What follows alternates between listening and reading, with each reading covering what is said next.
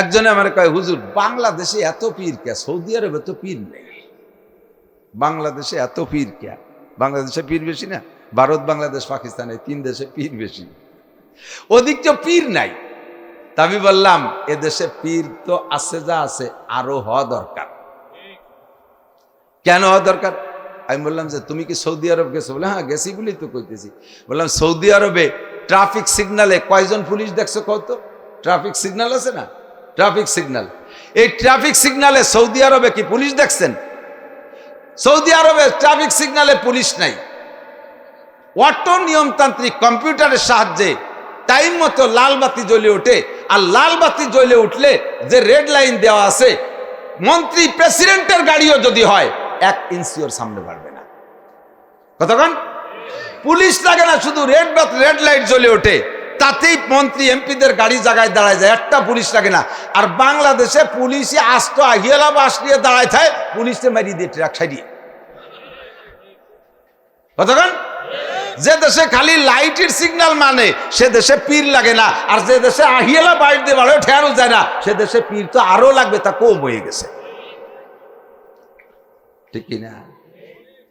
লিল্লাহি সাল্লাল্লাহু আলাইহি ওয়াসাল্লাম إذ طلع علينا رجل شديد بياض الثياب وشديد سواد الشعر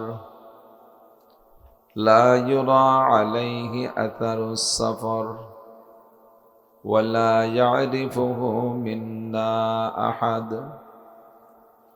حتى جلس إلى النبي صلى الله عليه وسلم فأسند ركبتيه إلى ركبتيه ووضع كفيه على فخذيه فقال يا محمد أخبرني عن الإيمان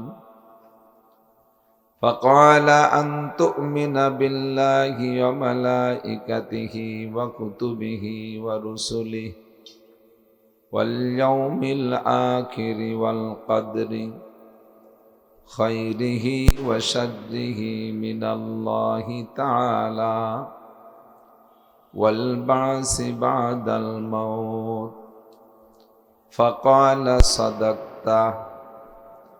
فقال عمر فعجبنا له يسأله ويصدقه ثم قال يا محمد أخبرني عن الإسلام فقال أن تشهد أن لا إله إلا الله وأن محمدا عبده ورسوله وأن تقيم الصلاة وتؤتي الزكاة وتصوم رمضان وتحج البيت إن استطعت سبيلا إلى آخر الحديث أو كما قال عليه الصلاة والسلام. سبحانك لا علم لنا إلا ما علمتنا إنك أنت العليم الحكيم. رب اشرح لي صدري ويسر لي أمري واحلل عقدة من لساني يفقه قولي. رب زدني علما. اللهم أرنا الحق حقا وارزقنا اتباعه وأرنا الباطل باطلا وارزقنا اجتنابه. সকলে বলি আমিন। সবাই জবান খুলে মহাব্বতের সাথে হুজুরে পাক সাল্লাল্লাহু আলাইহি ওয়াসাল্লামের শানে একবার দুরূদ শরীফ পড়ি। যেই জবান খুলে পড়বে আল্লাহ তার উপরে এই মুহূর্তে 10টি রহমত নাজিল করবেন। আমল নামা থেকে 10টি গুনাহ আল্লাহ তাআলা মাফ করে দিবেন। সাথে সাথে শূন্য স্থান পূর্ণ করে আমল নামায় নতুন করে 10টি নেকিও সংযোগ করে দিবেন। এ ফজিলাত সেই পাবে যে জবান খুলে পড়বে, একজনে পড়বে আর একজনে বসে বসে বাদাম খাবে আর চুপ করে থাকবে, শুনবে, এই ফজিলত পাবে না সে। হাদিসের মধ্যে অনেক দুরুদ আসছে, তার মধ্যে শ্রেষ্ঠ দুরুদ যে দুরুদ আমরা নামাজের মধ্যে পড়ে থাকি, এই দুরুদটাই আমরা পড়ে নেই।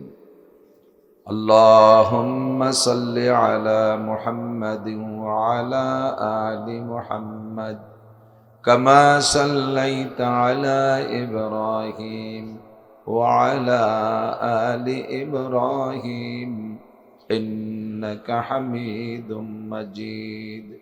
আল্লাহুম্মা বারিক আলা মুহাম্মাদিন ওয়া আলা আলি মুহাম্মাদ কামা বারাকতা আলা ইব্রাহিম ওয়া আলা আলি ইব্রাহিম ইন্নাকা হামিদুম মাজিদ।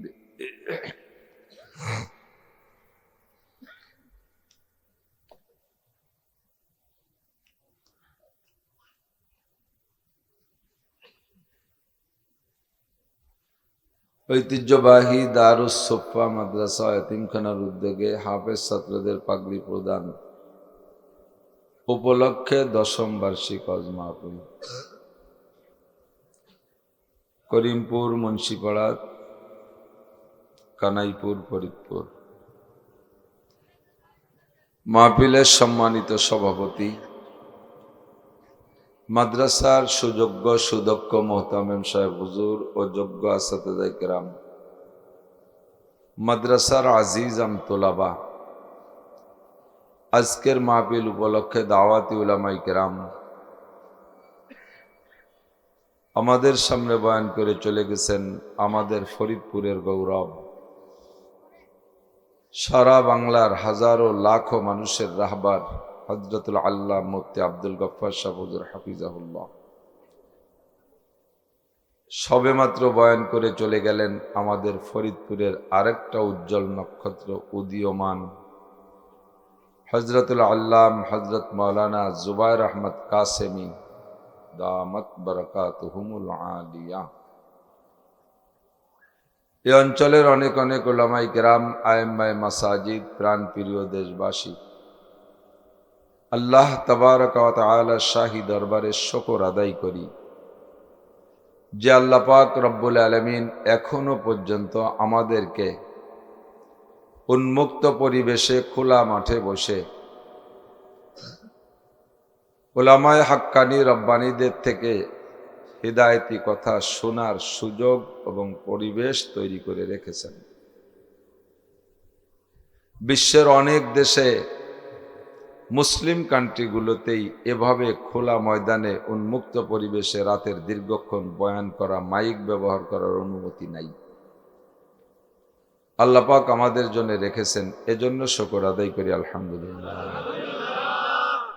যেই সৌদি আরব থেকে সারা পৃথিবীতে দিন ছড়িয়েছে, সেই সৌদি আরবেই এভাবে উন্মুক্ত পরিবেশে ওয়াজ করার সুযোগ নেই। আমরা অনেক মাহফিল করেছি সৌদি আরবে আলহামদুলিল্লাহ, খোলা মাঠে না। ও দেশে বলে ইস্তেরাহা, রেস্ট হাউস, বড় বড় হল রুমের ভিতরে বক্স দিয়ে ভিতরে বয়ান হবে, বাইরে সাউন্ড যেতে পারবে না। তাও মাননীয় সরকার মহোদয় যদি জানতে পারে যে ও জায়গা কিছু হিদায়তি কথা আলোচনা করতেছে, এক মৌলবী আর কয় বলদ বোকা শুনতেছে, সাথে সাথে পুলিশ পাঠাই দিয়ে ধরে নিয়ে যায়। সুবহানাল্লাহ, সুবহানাল্লাহ বলে কোরআন হাদিসের বয়ান হবে আর পুলিশই ধরে নিয়ে যাবে মুসলিম কান্ট্রিতে, এর চাইতে বড় দুঃখের কথা হতে পারে না। আমাদেরকে আল্লাহ তাআলা সারা পৃথিবীর ভিতরে যতগুলো ছোট দেশ আছে তার মধ্যে একটা ছোট দেশ, ক্ষুদ্র বাংলাদেশ, সামান্য কয়েক কিলোমিটারের বাংলাদেশকে স্বাধীন করে দিয়েছে, যার স্বাধীনতার স্বাদ আমরা বিভিন্নভাবে উপভোগ করি। যে কোনো জায়গায় ইচ্ছা করলে মসজিদ বানাইতে পারি, যে কোনো জায়গায় ইচ্ছা করলে মাদ্রাসা বানাইতে পারি, ইচ্ছা করলে মাহফিল করতে পারি। বিশ্ব ইজতেমার মতো এত বড় মাহফিল আমাদের বাংলাদেশে হয়, চরমোনাইয়ের ময়দানে লক্ষ লক্ষ মানুষের উপস্থিতি। রসুলপুরের ময়দানে হাজার হাজার লাখ লাখ মানুষের সমাগম, দেশে হাজার হাজার লক্ষাধিক মাদ্রাসা, উন্মুক্ত পরিবেশে ঈদের নামাজ পড়তে পারি, কোনো বাধা বিপত্তি নেই। তারই একটা অংশ হিসেবে আমাদের এই কানাইপুর মাদ্রাসা এবং আজকের মাহফিল। এই অবস্থার উপরে যদি সন্তুষ্ট থাকি আর এটাকে নিয়ামত মনে করি, তাহলে শুকর আদায় করলে আল্লাহ পাক এই নিয়ামত আমাদের জন্য অব্যাহত রাখবেন। আর এটার উপরে যদি আমরা চোখ রাঙ্গাই, অসন্তুষ্ট হই, দেশে মাদ্রাসার জ্বালায় হাঁটার কায়দা নাই, ব্যাঙ্গের সাথে মতো ফুটফুট করে মাদ্রাসা গজায় যাচ্ছে, এরকম সাপ্পারা চশ, আর সিতে বলে সাপ্পারা চশ। সাপ্পারা মানে চামচিকা, চশ মানে চক্ষু।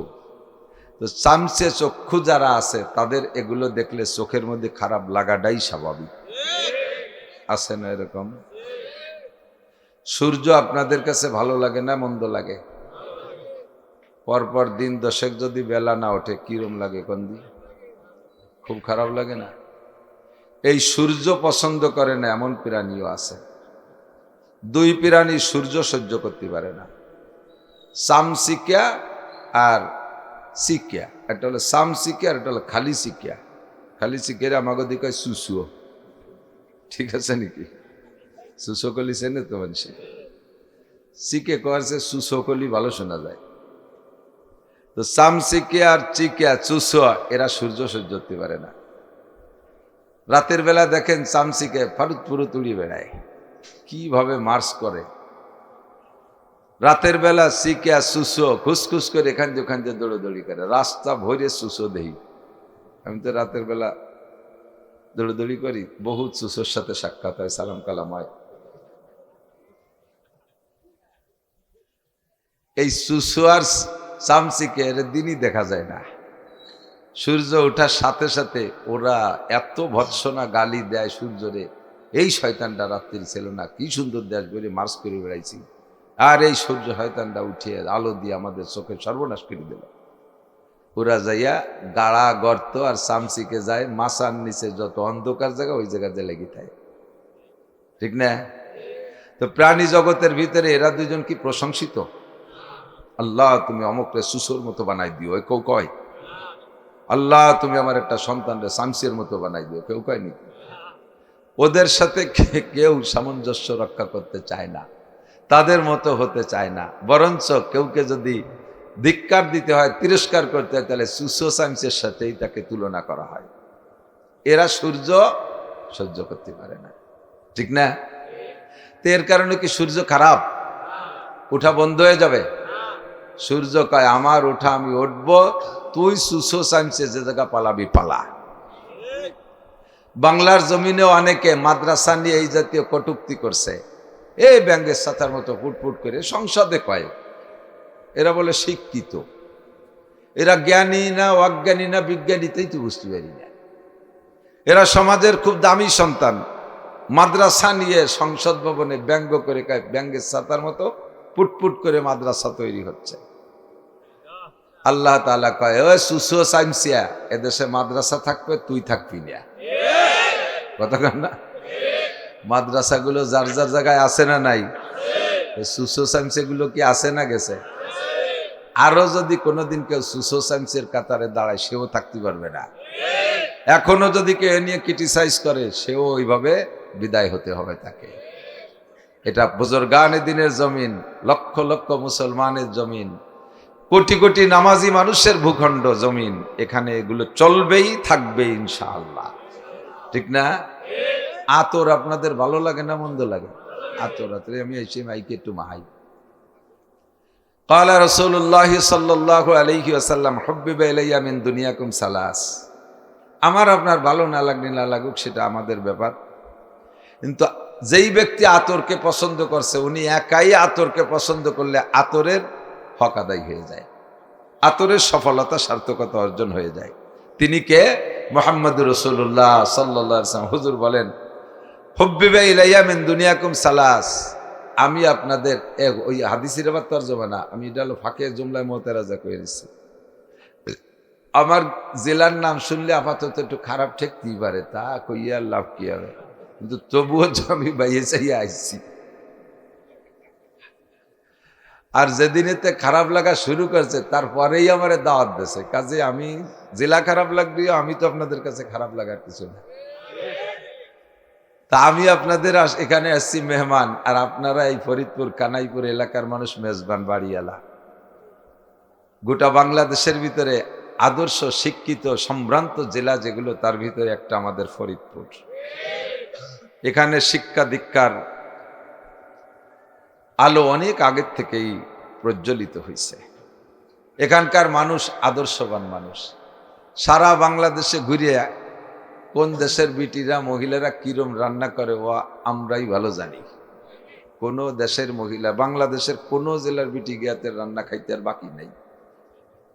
কিয়ামতে যদি খালি আল্লাহ এই হিসেব নেয় যে তুমি কয় বিটি রাতে রান্না খাইছো, এই কইয়ে বেসতে চলে যাও, তাহলে যা আর কায়দা নাই 2-4 হাজার বছরের মধ্যে। মনেই তো নাই। হযরত মাওলানা আলী হোসেন শাহ হুজুরের নাম তো আপনারা শুনেছেন। আমি একদিন আর কে হুজুরে কইতেছি যে হুজুর কিয়ামতের ময়দানে তো সব কিছুরই হিসাব দেওয়া লাগবে, এই যে আপনি যে এত বাড়ি খাইছেন এই 60 বছর পর্যন্ত ওয়াজ করি, এর হিসেব কিভাবে দেবেন? তো উনি উনার বরিশালী ভাষায় কাছে, আমি আল্লাহরে ধরুম, আল্লাহ ছাড়াই যেতে পারলে আমিও পারবো। কি দিয়ে ধরুম?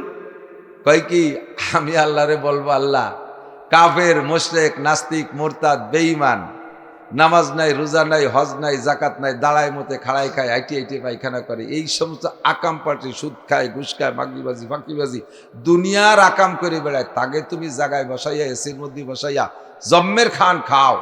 আমি হুজুর মানুষ নামাজ কালাম পড়ি, একটা খোলা মানুষ, আমার সাইডে ভাত খাতি এত জায়গা ঘুরে লেখা, আমার সাইডে ভাত খাতি সারা বাংলাদেশ কেন ঘুরইলে? আল্লাহ এদিকে ছাড়াই গেলি পরে আমি হিসেব দিয়ে শুরু করবো। তো সারা বাংলাদেশ ঘুরিয়ে জানি কোন জায়গার মানুষের রান্না কেমন। বিশেষ করে ফরিদপুর, বৃহত্তর ফরিদপুরের 5 জেলা, এই 5 জেলার রান্না বান্না, এখানকার আদব আদর্শ, এখানকার পরিবেশন একেবারে অনন্য বাংলাদেশের ভিতরে। শিকায়ত করি নেই কের, কিন্তু তবে বুঝছি যে আমার এটা ভালো, তা তো কয়াই লাগবে, তাই করলাম। তো এখানকার মানুষের আদর্শ ভালো। আদর্শের ভিতরে মাঝে মাঝে একটু অনাদর্শ দেখি। আমি মেহমান, আমারে মাইক ধরে বসাই দিয়ে বাড়িওয়ালারা বাদাম খায় মাঝে মাঝে। তা আপনারা খাবেন আর আমারে বক বক করতে লাগাই দেবেন, কেমন আদর্শ? যদি বাদাম খাতেই হয় দেন, আমারও সাইডে দেন, এক চোখ ধমক বাদাম খাই, খাই দিয়ে সাফ করে এক গোটায় গাটায় বসে।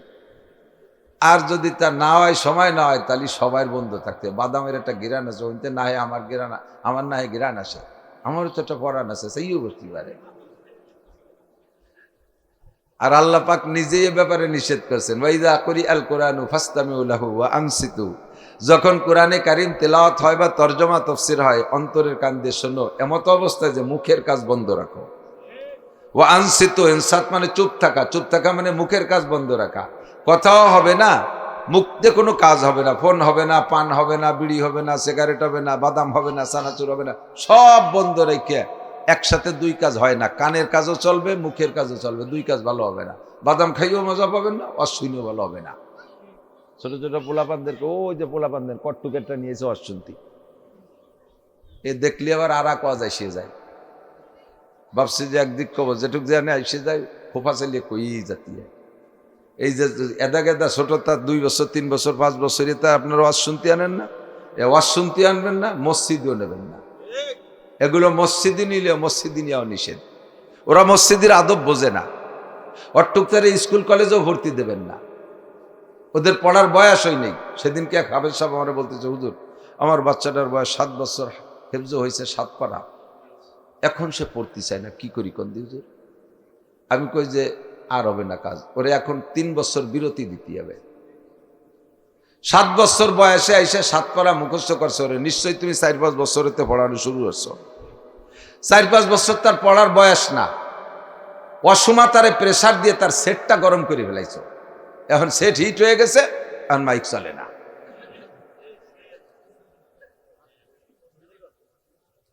আমার কথা না, বিশ্বনবী বলেন মুরু সিবিয়ানাকুম বিসসালাতি ওয়া হুম আবনাউ সাব'i সিনিন, তোমাদের বাচ্চাদের বয়স যখন 7 হবে তারপরে থেকে নামাজের হুকুম করবা, লেখাপড়ার হুকুম করবা, লেখাপড়ার দিকে তাকে আগাই দেবা। যখন বয়স 7 হবে, 7-এর আগে তারে কোনো মতে এগুলোর প্রেসার দিবা না। 7-এর আগে পড়ালেখার বুদ্ধি তৈরি হয় না। প্রথম সন্তান হুজুর গেওকার পাবলিকই রোগ, একেবারে কথা সে আর শুরুতে পড়ানো শুরু করে দেয়। 3-4 বছরে তা দেই যে সূরা আর রহমান পড়ানোর জন্য ফিটি ড্যাপ ড্যাপ করে চড়াচ্ছে। কি করিস অটুক তার এইভাবে মারে, আর রহমান মুখস্থ হতে পারতেছে না। 4 বছর বয়স হয়ে গেলে এখন হাফেজ মৌলানা হতে পারলো না, লেখাপড়া কবে করবে? আবার তুমি কয় লাইন ফিরে তুইছ? তুমি কি ভাস? আমি তো হযরত মৌলানা কারি সাহেব হুজুর। 49 বছর বয়সে হযরত মৌলানা কারি সাহেব হুজুর 4 বছরের আর রহমান পড়ায়। কাজেই 7 বছর বয়সে তার সেট গরম হয়ে গেছে, এখনকার পড়বো না। এরপর চাপ দিলি পাগল হয়ে যাবে, প্রেশার দিলি। এই 3-4 বছরে তা মসজিদে নিয়ে যায় আদরের ঠেলায় নিয়ে, খানিক নাচানাচি রে নামাজে দাঁড়াইছে, ফাঁসে তুইয়ে যার সময় চকলেট কিনে দিছে। বাপ যখন রুকুতি গেছে চকলেট একটা খুলে কাব্বা খা, তাই যে মুহির সাথে চকলেট ধরছে। হাসে দোষ যে 2জন শুনতেছে, ওরা হাসি দেবে না? পুরো মসজিদ হাসা হাসি হয়ে গেছে। ইমাম সাহেবের 4 বছরই একটা নিয়ে গেছে মসজিদে। আমি সেই মসজিদে সেদিন নামাজ পড়তে গেছি। দেই যে ইমাম সাহেবের চেহারাও ভালো, জামা জুব্বো পরায় নিছে, ছোট বাচ্চাকে এগুলো পড়ালে ভালো দেখা যায়। এই দেখে মুসল্লিরা হুজুরের ছেলে খুব আদর আল্লাহ করে টরি নাচাই টাচাইয়া এই করতে করতে জামাতের সময় হয়ে গেছে। এনত হবে কোন জায়গা? মেম্বারের পর বসাই দিয়ে হুজুর নামাজে দাঁড়াইছে সবাই রেনি। ও কি বসে থামাল? বাপে তাকবীর দিয়ে কিরাত শুরু হচ্ছে, আর ও সব কাতারের মধ্যে দিয়ে ঘুরে ঘুরে তওয়াফ করতেছে। যার সামনে যায় সে ঠেলা দেয়, সানা দিয়ে ঠেলা দেয়। এই ঠেলা খাতি খাতি পুরো 2 রিকাত হয়েছে। 3য় রিকাতে ফিরে বাপের সামনে যে যায় নামাজের উপরে পায়জামা খুলে মুতি দিছে। এবং সবাই নামাজ ছাড়ি দিন একটা অ্যাক্সিডেন্ট হয়ে গেছে। কি হয়েছে? এই হয়েছে। তুমি তোর ইমামতি কইছো কিনা? এই এলেম নাই যে 4 বছরের মসজিদে আনা যাবে না, ও মসজিদের আদব বোঝে না, যে প্র্যাকটিস করাই। অত আগে প্র্যাকটিস করাইলে প্র্যাকটিস মনে থাকে না। প্র্যাকটিসের বয়স নবী বলেছেন 7-এ অর্ডার করো, ওয়াজরিবুহুম আলাইহা ওয়া হুম আবনাউ 10 সিনিন। বাচ্চাদের বয়স যখন হবে 7-10-এর, 7-এর পরে 10 বছর পুরার পরে যদি একদিন বেশি হয়ে যায় আর সেই দিন যদি সে নামাজ না পড়ে, ওয়াজরিবুহুম আলাইহা, নামাজের কারণে তার একটা পিটেন দেওয়া মা বাবার জন্য ওয়াজিব। 10-এ যায় পিটেও না, 4 ভোড়াতে একেবারে বিশাল কিছু করে। 10-15-20 হয়ে গেছে তখন আর মসজিদে যায় না। তখন বিড়ি খাইয়ে মসজিদে জাল নাই দিয়ে দুমো মেরি দিয়ে এটি চলে যায়, মসজিদে যায় না। এ দারোগার গরুর মতো। দারোগার গায়ের কিচ্ছা শুনছেন না? দারোগা সাহেবের গাই মসজিদে যাইয়ে, মসজিদের দরজা খোলা পাইছে যে ভিতরে যাইয়ে চেনাই নেদায় পেশাব পায়খানা করি টরি জাগর কাটতেছে। ইমাম সাহেব মসজিদে যে দেয় যে মসজিদের 12টা বাজে গেছে, সে বাজাইছে যে সে গাই শোয়া, রাগে তো ভৎপথ করতেছে। এখন আমি একটু টাইমের ভিতরে কখন কিভাবে মসজিদ সাফ করবো, এরপরে নামাজ হবে, আজান হবে, কি দিয়ে একটা ঝামেলা বেড়েছে। গাইরে 100 বাড়িতে মসজিদে বেড়েছে। তো গাইরে পিটেন দিলি, গাই তো তার বাড়ির দিকে যাবে। যাতে সে দারোগার উঠোনে গেছে, আর গাইতে ব্যবহারে ডাকতেছে বাড়ির টালে। দারোগা উপর তালার থেকে হ্যাঁ কে দেয় ওনার গাইরেই বাড়িছে। হ্যাঁ হুজুর গাই পিটেন কেন? যাইয়ে দেন মসজিদের কি আছে, যে দেখেন আপনার গাই মসজিদি। আমি যে দেখছি শুইয়ে পেশাব পায়খানা করিয়েছে, নাই না তাই নষ্ট বছরে জাগর কাটতেছে। দারোগা সাহেব কয় ওর কি বোধ আছে? ও কি বোঝে? ও বোঝে না মিলে তো মসজিদে গেছে। আমার কোনোদিন দেখছো মসজিদে? আমি বুঝি, আমি কোনোদিন যাইনি, ও বোঝে না তাই গেছে। তোমারটা 3-4-5 বছর কিন্তু বোঝে না, বিদায় নাজে নাজে যায়, বুঝলি আর যাবে না। এইগুলো মসজিদে আইনে, এই মাহফিলে আইনে সামনে বসায় দেয়, ক্যাসের মাসের অতি তালে তাই তাকে জ্বালায় ওয়াজি করতে পারি। আজকে আপনাদের শ্রোতাদের কোয়ালিটি ভালো আছে আলহামদুলিল্লাহ। তবে কথাটা মনে রাখেন, এই সে গত বছর আসরের নামাজ পড়তেছি আমাদের এই দিক আসতে, এই জায়গার নাম কব না, এক জায়গায় আইসে আসরের নামাজ পড়তেছি, বুড়ো এই নাতি একটা নিয়েছে, ওইরকম এই যে আমার পাশে চকলেট ছাড়তেছে দাদারের উপর মধ্যে। বুড়ো নামাজের মধ্যে খায়নি, কিন্তু জানে যে চকলেট খাওয়া জায়েজ নেই, খায় না বিদায় ওই নাতি রাগ করে দাদার লুঙ্গি ধরে ঝুলিয়ে পড়ছে, উপরতে খুলে গেছে। এই জন্য নিষেধ করছে। ও ও বোঝে না, ওর পর রাগ করে লাভ নাই। রাগ করলাম বুড়ো রে, বুড়ো আবার আমারে ব্যাক করে, এখন থেকে অভ্যাসটা করলি। আমি তো ওর বাপ কো কয় সেটা তো পড়ে না নামাজ, তো তারে আগে তো অভ্যাস করাতে পারো নাই। ওইরকম অভ্যাস তারও করাইছিল, সেটা টেহে নাই। অসময় অভ্যাস করাইলি টেকে না। প্রথম সন্তান 3-4 বছর বয়স, এই মানে ফুটিয়ে বার হয়েছে, চোখও হোটে নাই, এই দিয়ে একটা কেজি স্কুল খুলছে, এই দিয়ে একটা কেজি স্কুল খুলছে। 4-5 বছরে পোলাপান 10 খান বই দেশে, পিঠির উপরে বইয়ের বস্তা উঠে দিয়েছে, তা বইয়ে নিতে পারে না। হ্যাঁ, এটা প্ল্যান করছে মাস্টার কয়, তাহলে বাচ্চাদের আম্মুরা আসেন, এই আম্মুরা বাচ্চা আগাই দিতে আসবেন, আগাই দেওয়ার পরে ফিরে আবার নিয়ে যেতে হবে না, অসাড়ি দিল তারাই যাবে। এই জন্য আপনারাই গাছতলা বাসতলা বসেন, আপনারা ভাবি সম্মেলন করেন, আমরা আন্ডা বাচ্চাকে বড়াই। উন্ডায় গাছতলা বাসতলা বসে বসে ভাবি সম্মেলন করে, 4-5 জন বসে বসে মোবাইলে গেম খেলে। গেম কার কতক্ষণ খেলবে, ছুটি রাখুন, এরপরে লাস্টে যে একটু মুজাকারা করে। তবলিগি মুজাকারা আছে না, এই কয় মিনিট, আপা আপনার স্বামী কেমন, ভাইজান কেমন, মুজাকারায় বসে। ও একটা দাম না, একটা দাম না, শুরু হয়েছে, আমল শুরু হয়েছে। আপনার শ্বশুর কেমন, বুড়ো শয়তান, বুড়ো শয়তানের জ্বালায় তার কায়দা নাই, বোরকা ছাড়া বাইরতি দেয় না বুড়ো শয়তান, এটা বলে বুড়ো শয়তান, শয়তানে বলে বোরকা পরিবে। শাউরি কেমন, ওটা বুড়ো সুন্নি, আমার সংসারে সব ওর মাইয়ে বাড়ি নিয়ে গেল, মুজাকারা করতেছে। আপনার দেওর কত নুসু, দেওর বলে নুসু, তুমি টের পাইলে কি দেয়।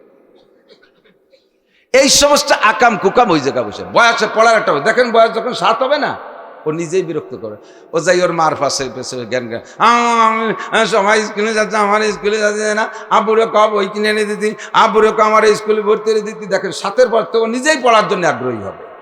আর এর আগে যদি বেশি পড়ায় মুফতি মুহাদ্দিস বানাতে যান, ও কিছু হবে না। ক্বালা রাসূলুল্লাহি সাল্লাল্লাহু আলাইহি ওয়াসাল্লাম, হুব্বিবা ইলাইয়া মিন দুনিয়াকুম সালাস, নবী পাক বলেন, দুনিয়ায় 3টে জিনিস আমার ভালো লাগে। কয়টা? 1 নম্বরে আত্মীব, 1 নম্বরে ঘিরান, সুগন্ধি ভালো লাগে। হুজুর সুগন্ধিকে পছন্দ করতেন তো করতেনই, বাকি হুজুরের গায়ে ছিল সুগন্ধি। হুজুর সম্পর্কে বলা হয় বিতিবিন নাসার, আল্লাহ নবী সুগন্ধি কি বলা হয়, প্রকাশক। রাস্তা দিয়ে হেঁটে গেলে 3-4-5 মাইল 10 মাইলও যদি চলে যাইতেন, 2 ঘন্টা 5 ঘন্টা আগে নবী এই রাস্তা দিয়ে গেছে, সাহাবায়ে কিরাম টের পাইতেন যে এই রাস্তা দিয়ে নবী গেছে। হুজুরের গায়ের ঘিরান আলাদা। সাহাবায়ে কিরামরা নবী পাক যখন ঘামতেন, হুজুর ঘামতেন, বেশ ঘামতেন। বিশেষ করে যখন ওহী আসতো তখন হুজুর ঘেমে যাইতেন। তো ওহী আসলে যখন ঘামতেন, গায়ের থেকে যে ঘামগুলো বেরোইতো, সাদা গায়ের উপরে ঘামগুলো যেন মুক্তার মতো গলায় পড়তেছে, সাহাবায়ে কিরাম ওইটাকে চামচ দিয়ে ধরে বোতলে পুড়িয়ে আতরের কাজে ব্যবহার করতেন। আল্লাহু আকবার। হুব্বিবা ইলাইয়া মিন দুনিয়াকুম সালাস, এই দুনিয়ার 3টে জিনিস ভালো লাগে। 1 নম্বরে সুগন্ধি, আপনাদের ভালো লাগে না? এই সুগন্ধি আতর, ইয়াও কেরকের ভালো লাগে না। জাগে আতর ভালো লাগে না, তার ভিতরে 2 জন হলো খুব প্রসিদ্ধ। একজন হলো ওই সুসো, আর একজন হলো মেথর। মেথর সুইপার আছে না, যারা পায়খানা সাফ করে, ওরা কিন্তু আতর সহ্য করতে পারে না, জানেন না? পায়খানা সাফ করার আগে ওই জায়গায় 2 বোতল আতর ডালিয়ে দিলি পারে, তা দেয় না, কেরোসিন তেল ডালিয়ে দেয়, আতর দেয় না। ওরা আতর সহ্য করতে পারে না। আতরে গেলেন পায়খানা শক্তি শক্তি শক্তি শক্তি, পরে তা সে আতরে সাদারাই গেছে। सुनते सुनते नुगमा है माफिले बेदात को, सुनते सुनते नुगमा है माफिले बेदात को, कान बहरे हो गए दिल बदमजा होने को है, कान बहरे हो गए दिल बदमजा होने को है। গান বাজনা শুনতে শুনতে, পচা দরবার শুনতে শুনতে কান বয়রা হয়ে গেছে, দিল বদমজা হয়ে গেছে। এখন ভালো কথা শুনতে মনে চায় না, তিলাওয়াত ভালো লাগে না, হাদিস ভালো লাগে না, ওয়াজ নসিহত ভালো লাগে না, পীরের নসিহত ভালো লাগে না, তাবলীগী আলোচনা ভালো লাগে না। কথা বলেন ঠিক কি ঠিক না? सुनते सुनते नुगमा है माहफिले बेदात को, कान बहरे हो गए दिल बदमजा होने को है। পায়খানার গন্ধ শুকতে শুকতে আতরের গন্ধ ভালো লাগে না। জাগ চুপার এক জবুয়ে গুলবুয়াদ, নফরত আশ সোহবতে বুলবুল বুয়াদ। আল্লাহু আকবার। এদিক খেয়াল করেন, কাউও কাউও জানেন না, কাক। কাকরে কোনোদিন ফুল বাগানে দেখছেন বলে মনে হয়? ও ওই পচা শামুক, দুনিয়ায় যত দুর্গন্ধ আছে তন্মধ্যে অন্যতম গোল্ডেন এপিলাস দুর্গন্ধ হলো পচা শামুক আর পচা ডিম। একটা পচা ডিম এই জায়গা বাস্ট করে দিলে আর ইসরায়েলের বোমা লাগবে না, আমরা এটাও টিক দিয়ে না। ডিমির গন্ধে এত ফাঁস গেলাস আর হল পচা শামুক। তো কাকে পচা শামুকেরটা ওর মধ্যে পচা ময়লা এই চুমুক দিয়ে খাইয়ে তারপরে ওই বোতলটা মুখি করে নিয়ে নারকেল গাছের ডালে বসে নিচের দিক তাকায় দেখে ফুল বাগানের ভিতরে বুলবুল পাখি ফুলের মধ্যে মুখ দিয়ে মধু খায় আর আল্লাহ জিকির করে। সদায়ে কুমরিয়া বাসাদ বকোকু বাগোশে मंदराया दल्लहू चमन में चू चुकर काते हैं बुलबुल के फूलों में अल्लाह मिया तू ही तू है तू ही तू तू ही तू है तू ही तू तू ही तू है तू ही तू। ফুলের ভিতরে বুলবুল পাখি মুখ দিয়ে মধু খায় আর আল্লাহর শুকর আদায় করে। আল্লাহ মিয়া তু হি তু হায় তু হি তু। ফুলের মধ্যে আল্লাহ তুমি, ফলের মধ্যে আল্লাহ তুমি, মধুর মধ্যে আল্লাহ তুমি, গোলাপের মধ্যে তুমি, হাসনাহিনার মধ্যে তুমি, রজনীগন্ধার মধ্যে তুমি, গন্ধরাজের মধ্যে তুমি। ফুলের ভিতরে মুখ দিয়ে বুলবুল পাখিতে মধু খায় আর আল্লাহর শুকর আদায় করে। আর দাঁড় কাক ওই নারকেল গাছের ডালে বৈশর মুখে তো পচা শামুকের খোলা, ওই জায়গা বসে কাউ ডারে দেখে ধিক্কার দেয়। এই কি বুলবুল পাখি রে, এ বুলবুল পাখি তুই আবার পাখি বংশের কলঙ্ক। জীবনে একটা বসা শামুক খাইয়ে দেখলি নে, কোনোদিন একটু মরা গরু খাইয়ে দেখলি নে, একটা মরা মুরগিতে কি স্বাদে খাইয়ে দেখলি নে, একটা বসা ডিম খাইয়ে দেখলি নে, এর মধ্যে কি স্বাদ। সারাটা জীবন ফুলে মধু খাইস, তুই আবার পাখি বংশের কলঙ্ক, তোর ভিতরে কোনো পাখিত্বের গন্ধ নাই। বুলবুল পাখিরে কাউ ওই ধিক্কার দেয়। সে খায় বসা শামুক আর বুলবুল পাখিতে খায় মধু। সুবহানাল্লাহ, ঠিক না? তো বুলবুল পাখি তো কাউর মতন অকথ্য ভাষায় করতে পারে না। বুলবুল পাখি আবার কাকরে জবাব দেয়, লা তালুমনি আও ফালুমনি ইন্নামা কুলতু মা কুলতু ওয়াবিজামরুন জালাল। এ কাউও তোরে বিটারা কি হাদিয়া দেয় তা আমি জানি। তোরে দেখলি ঢিল মারে, তোরে দেখলি স্যাঙ্গা মারে, তোরে কেউ কোনোদিন ছবি তোলে না। আমি বুলবুল পাখি ফুলের ডগায় যখন ফুলের ডাল ধরে বসে থাকি আর ফুলের মধ্যে মুখ দেই, ক্যামেরাম্যানরা এসে আমারে ছবি তুলে বড় বড় ক্যালেন্ডার বানাইয়া লাখ লাখ টাকা কামাই করে খায়, আমারে মানুষে আদর করে। তোর মতো কাউ আমারে গালি দিলি কিচ্ছু আসে যায় না। কতক্ষণ ঠিক না? সেম কোয়ালিটির মানুষ দুনিয়ায় আছে না নাই? আপনারা মাঠে বসে বসে কুরআন হাদিসের ফুলের ভিতরে মুখ দিয়ে মধু খান আর উলামায়ে কিরাম বাগিচার মালিক হিসেবে ফুল সাপ্লাই দেয়। আপনারা শোনেন, আপনারা বোঝেন, মজা নেন, মাঝে মাঝে আল্লাহ আল্লাহ জিকির করেন, সুবহানাল্লাহ আলহামদুলিল্লাহ পড়েন। এই দেখে ওই কাউয়া মার্কা স্বভাবের, ওই সুসো মার্কা স্বভাবের ওরা কয় দেখো এক বলদ চিল্লে আর কয় বলদ বসে বসে সময় নষ্ট করে। কি বুদ্ধি আছে?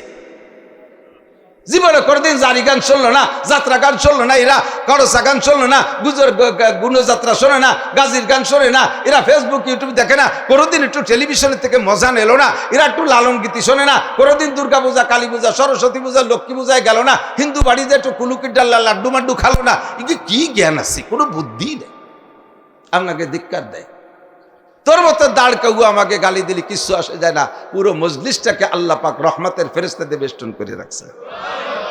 নাযালাত আলাইহিমুস সাকিনা গাশিয়াতুহুমুর রাহমা। আল্লাহর রহমতের ফেরেশতা দিয়ে আসমান পর্যন্ত ঘিরে রাখছে। আমাদেরকে ফেরেশতারা নিগরানি করতেছে আর আসমান থেকে ওয়াজরে এই সমস্ত বুকাদের উপরে, এই সমস্ত বুলবুল পাখি বুকাদের উপরে আল্লাহর পক্ষ থেকে সাকিনা প্রশান্তি নাজিল হচ্ছে। হুজুর বলেন আমার তিনটা জিনিস ভালো লাগে, এই কথাটা একটা এসে গেছে কয়ে যাই। 1 নম্বরে সুগন্ধি, 2 নম্বরে কুররাতু আইনি ফিস সালাত। আমার নামাজের মধ্যে খুব ভালো লাগে। নামাজে দাঁড়াইলে চক্ষু শীতল হয়ে যায়। নামাজে দাঁড়াইলে ইন্নী আরা রাব্বি, আমি আমার আল্লাহরে দেখতে পারি। সুবহানাল্লাহ। 3 নম্বরে কুররাতু আইনি ফিস সালাত, হুব্বি বিলাইয়া মিনাদ দুনিয়া সালাত আতিব। 2 নম্বরে আল মারআত, নারী জাতি আমার ভালো লাগে। নারী জাতি, গোটা নারী জাতি ভালো লাগে। খেয়াল করতেছেন? কে বলছেন? আল্লাহর নবী। হুজুর বলেন নারী জাতি ভালো লাগে।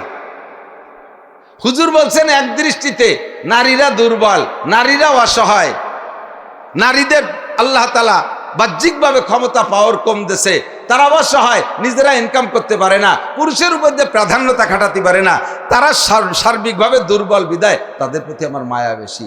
সিস্টেম কি? মাকে মা হিসেবে ভালো লাগে, দাদিকে দাদি হিসেবে ভালো লাগে, নানিকে নানি হিসেবে ভালো লাগে, স্ত্রীকে স্ত্রী হিসেবে ভালো লাগে, মেয়েকে মেয়ে হিসেবে ভালো লাগে, টোটাল নারী জাতিকে দুর্বল হিসেবে ভালো লাগে। আর ওই চরিত্রহীন, পশ্চিমে চরিত্রহীন, ওরা কয় যে তোমাকে মুহাম্মদ নিজেই কইছে সে স্বভাব খারাপ, সে খালি বিটিকে পছন্দ করে। গ্রাম্য বাংলায় কয় নিজে যেমন ডেমনি পাড়ার মানুষে মনে করে তেমনি, এরকম একটা কথা আছে না? নিজে যেমন ডেমনি পাড়ার মানুষে মনে করে তেমনি। তাদের চরিত্র খারাপ বিদায় আমার নবীর এই ভালো কথাটা তাদের দিকে নিয়ে গেছে। আলমারু ইয়াকিসু আলা নাফসিহি, একটা কথা আছে, প্রবাদ আছে, প্রত্যেকটা মানুষের স্বভাব অন্যকে নিজের মতো মনে করা। ও আমি যেমন ও মনে হয় এরকম। ওই হুজুরদের কাছে শুনে থাকবেন, এক রাত্রে এক পুকুরের তিন পাশে তিনজন গোসল করতেছে, গভীর রাত্রে। তো তিনজন তিন আমলে গোসল করতেছে। একজনের স্বভাব হলো প্রয়োজন হোক আর না হোক প্রতিজ্ঞা করছে আমি সারা জীবন শেষ রাত্রে গোসল করে তাহাজ্জুদ পড়ব। এ আল্লাহর বান্দা সেভাবে সেই তাহাজ্জুদের গোসলের জন্য পুকুরি নামছে। অপর পাশে আর একজন আর এক কোনায় সে চুরি হইরে আইছে, গায়ে মাটি মুটি মাহাইছে, তাই শেষ রাত্রি গোসল হইরে বাসায় যাবে, তাই গোসল হতেছে। অপর পাশে আর একজন ফরজ গোসল হয়েছে, সে ফরজ গোসল আদায় হতেছে। বলেন তো কের সাথে কে সাক্ষাৎ নেই, কথা নাই, তিনজনে কারে কি মনে করবে? প্রত্যেকে মনে করবে ও দুইজনে আমি যা করতেছি ওরাও তাই করতেছে। যে লোক তাহাজ্জুদের গোসল করে সে খুশিতে শুকর আদায় করতে, আলহামদুলিল্লাহ আল্লাহ, আমি মনে করছিলাম এই এলাকায় তাহাজ্জুদের গোসল খালি আমি একাই করি, আরো দুই আল্লাহর বান্দা করে, অথচ একজন হলো ফরজ গোসল হবে আর একজন হলো চুরি দিয়েছে। ওই দেখছেন এই যে ও কি বোঝে, ও আইছে দাঁড়াই গেছে এর মধ্যে। দ্বিতীয় জন মনে করে যে ফরজ গোসল করে, সে কয় কি এ কাম খালি আমি একা করিনি, আরো মানুষও আছে, ও দুইজনে এই করি আসছে। চোর কয় যে ও খালি চুরি আমি ওরি, ওই যে আরো দুইজন চোর নামছে। আলমারু ইয়াকিসু আলা নাফসিহি। যারা এই সমস্ত ব্যাপারে নুচ্চ, চরিত্রহীন, আখলাক খারাপ, তারাও আমার নবীর এই কথাকে সেই দিক নেওয়ার চেষ্টা করে। কথাক্ষণ ঠিক কি ঠিক না? আমার নবী বলেন নারী জাতি দুর্বল, তাদের প্রতি আমার মায়া লাগে, ভালোবাসা লাগে, এ কথা হুজুর বললেন। নবী আলাইহিস সালাতু ওয়াস সালাম সাহাবায়ে কিরামদেরকে নিয়ে এভাবে বয়ান করতেন। প্যান্ডেল ছিল না, মাইক ছিল না, তবে হুজুর আলাইহিস সালাতু ওয়াস সালামের সামনে যদি লক্ষ শ্রোতাও থাকতো, হুজুরের পায়ের কাছের বসার জন্য যে আওয়াজে হুজুরের মুখের আওয়াজ শুনতেন, শেষের জন্য সেই একই আওয়াজে শুনতেন। একটু বলেন না সুবহানাল্লাহ। এটা হলো হুজুরের আওয়াজের মুজিজা। আল্লাহর নবীর থেকে আল্লাহ ৩২০০ অলৌকিক ঘটনা প্রকাশ করাইছে, তার মধ্যে এটা একটা যে হুজুরের আওয়াজের মধ্যে মুজিজা। হুজুর আলাইহিস সালাম বয়ান করতেছেন, এভাবে পাশে মসজিদের ভিতরে বয়ান করতেছেন, হুজুরের বয়ানের আওয়াজ বাইরে চলে গেলে সাহাবায়ে কিরাম ধীরে ধীরে খালি বাড়তেই তালে আছে, বাড়তে বাড়তে মসজিদের ভিতরে বসার জায়গা সব ভরে গেছে। এখন যে জায়গা আছে সাইড দিয়ে সাহাবায়ে কিরাম দাঁড়াই গেছে, দাঁড়িয়ে দাঁড়িয়ে বয়ান শুনতেছেন, কেউ বসার কেউ দাঁড়ানো, এইটা হুজুরের জন্য একটু বিরক্ত লাগতেছে। হুজুর ওখানে দাঁড়িয়ে বসে বললেন ইজলিসু আলা মাকানিকুম, ইজলিসু আলা মাকানিকুম, আরে যে যেখানে আছো বসে পড়ো, বসো। সাহাবায়ে কিরামদের স্বভাব ছিল সামিনা ওয়া আতানা, শুনবো আর মানবো। হুজুর বলবেন যে এটা আমল করো, আর একটু কাল বিলম্ব নাই, কোনো অজুহাত নাই, নিচে কি ময়লা, নিচে কি নাপাক, নিচে কি বসার যোগ্য কি যোগ্য না, এ দেখা দেখি নাই। ফাজালাসু আলা মাকানিহিম, প্রত্যেকে নিজ নিজ জায়গায় বসে পড়ছে। কন্যা আলহামদুলিল্লাহ। এটা সাহাবায়ে কিরামদের স্বভাব। আমরা বাড়ইও বসাতে পারি না, ওয়াজ করে। এই যে এই জন্যই তো কই, এদিক তাকান। আল্লাহ একজনে আমার কয় হুজুর বাংলাদেশে এত পীর কে, সৌদি আরবে তো পীর নেই, বাংলাদেশে এত পীর কে? বাংলাদেশে পীর বেশি না? ভারত, বাংলাদেশ, পাকিস্তানে 3 দেশে পীর বেশি, ওদিক তো পীর নাই। তা আমি বললাম এদেশে পীর তো আছে, যা আছে আরো হওয়া দরকার। কেন হওয়া দরকার? আমি বললাম যে তুমি কি সৌদি আরব গেছো? বলে হ্যাঁ গেছি বলেই তো কইতেছি। বললাম সৌদি আরবে ট্রাফিক সিগনালে কয়জন পুলিশ দেখছো কত? ট্রাফিক সিগন্যাল আছে না, ট্রাফিক সিগন্যাল, এই ট্রাফিক সিগন্যালে সৌদি আরবে কি পুলিশ দেখছেন? সৌদি আরবে ট্রাফিক সিগন্যালে পুলিশ নাই। অটো নিয়মতান্ত্রিক কম্পিউটারের সাহায্যে টাইম মতো লাল বাতি জ্বলে ওঠে, আর লাল বাতি জ্বলে উঠলে যে রেড লাইন দেওয়া আছে, মন্ত্রী প্রেসিডেন্টের গাড়িও যদি হয় 1 ইঞ্চি ওর সামনে বাড়বে না। কতক্ষণ পুলিশ লাগে না, শুধু রেড লাইট জ্বলে ওঠে, তাতেই মন্ত্রী এমপিদের গাড়ি জায়গায় দাঁড়ায় যায়, একটা পুলিশ লাগে না। আর বাংলাদেশে পুলিশে আস্ত আহিয়ালা বাস নিয়ে দাঁড়ায় থাকে, পুলিশে মারিয়ে দিয়ে ট্রাক সাইডিয়ে।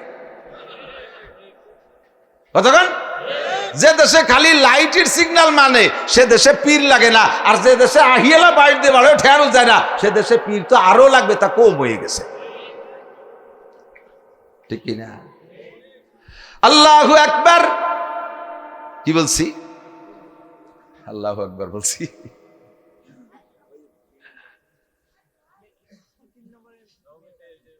সব হয়ে গেছে। নবী আলাইহিস সালাতু ওয়াস সালাম সাহাবায়ে কিরামদেরকে নিয়ে বয়ান করতেন, ইজলিসু আলা মাকানিকুম, বলার সাথে সাথে বসো। তাদের আর ট্রাফিক লাগে নাই, বলতে যে দেরি, আমল করতে।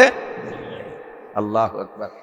আল্লাহ পাক ওই আয়াতটা মনে হয় আমাদের দিক তাকাইয়া, বাঙালি বিশেষ করে বাঙালির দিক তাকাইয়া আয়াত নাজিল করছে, উলাইকা কাল আনআম। একটা আয়াত শুনছেন না, একটা আয়াতের শেষে উলাইকা কাল আনআম, এই মানুষগুলো চতুষ্পদ জন্তুর মতো। এরপরে কয় বালহুম আদাল্লু, তার চাইতে নিকৃষ্ট। উলাইকা কাল আনআম মানে কি? এই অবশ্য কথা কয় কারা? এই যা বাড়ি জরুরি কথা মাইকি কর, আর নাই চুপটা। ওয়ালাকাদ যারানা লি জাহান্নামা কাসীরাম মিনাল জিন্নি ওয়াল ইনস লাহুম কুলুবুল লা ইয়াফকাহুনা বিহা ওয়া লাহুম আয়ুনুল লা ইউবসিরুনা বিহা ওয়া লাহুম আযানুল লা ইয়াসমাউনা বিহা উলাইকা কাল আনআমি বাল হুম আদাল্লু উলাইকা হুমুল গাফিলুন। আল্লাহ পাক বলেন, এক শ্রেণীর মানুষ আর জিনকে আমি জাহান্নামের জন্য বানাইছি, তাদেরকে দিয়ে জাহান্নাম ভরপুর করব। তারা কারা? লাহুম কুলুবুল লা ইয়াফকাহুনা বিহা, তাদের দিল আছে, ব্রেন আছে, যা বোঝা দরকার তা বুঝবে না, বুঝবে যত উল্টো পাল্টা, বুঝবে যত নেগেটিভ, কোনোদিনও পজিটিভটা বুঝবে না। তাদের দুটো চক্ষু দিয়েছি, চক্ষু দিয়া দেখবে না, যা নিষেধ করা হয়েছে তাই তারা দেখতে বড় নিশা পাবে, বড় মজা পাবে। ওয়ালাহুম আযানুল লা ইয়াসমাউনা বিহা, দুটো কান দিয়েছি, এই কান দিয়ে যা শুনতে বলেছি তা শুনতে তাদের ভালো লাগবে না, শুনবে যত নোংরামি আর পচা গান্দামি।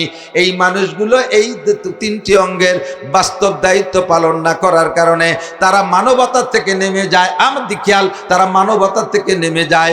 কান্ডে জায়গা মতো লাগায় না, চোখে জায়গা মতো ব্যবহার করে না, ব্রেনটাকে জায়গা মতো ব্যবহার না করার কারণে এই মানুষগুলো মানুষের কাতারে থাকে না, তারা মানবতার থেকে নেমে যায়। মানবতার থেকে নামার সাথে সাথে তারা পশুর রূপ ধারণ করে।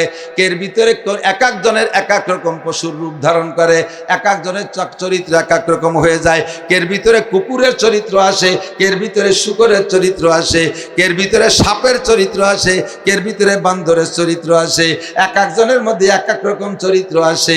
এই জন্য আল্লাহ বলেন, এই তিনটি অঙ্গকে যারা কাজে লাগাইলো না, এই মানুষগুলো কালা আনআম, সেম কোয়ালিটি অফ অ্যানিম্যাল।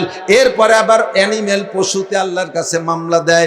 রব্বুল আলামিন, তুমি যাদেরকে আমাদের মতো আমাদের সাথে তুলনা করতেছো, এই মানুষগুলো যা করে, ওই দোপাইয়া জানোয়ারগুলো যা করে, যাদেরকে আমরা জানোয়ার আমাদের সাথে তুলনা করলে এই দোপাইয়া জানোয়ারগুলো যা করে, ওই কাম তো আমরা করি না, তারা তো আমাদের চাইতো খারাপ কাম করে।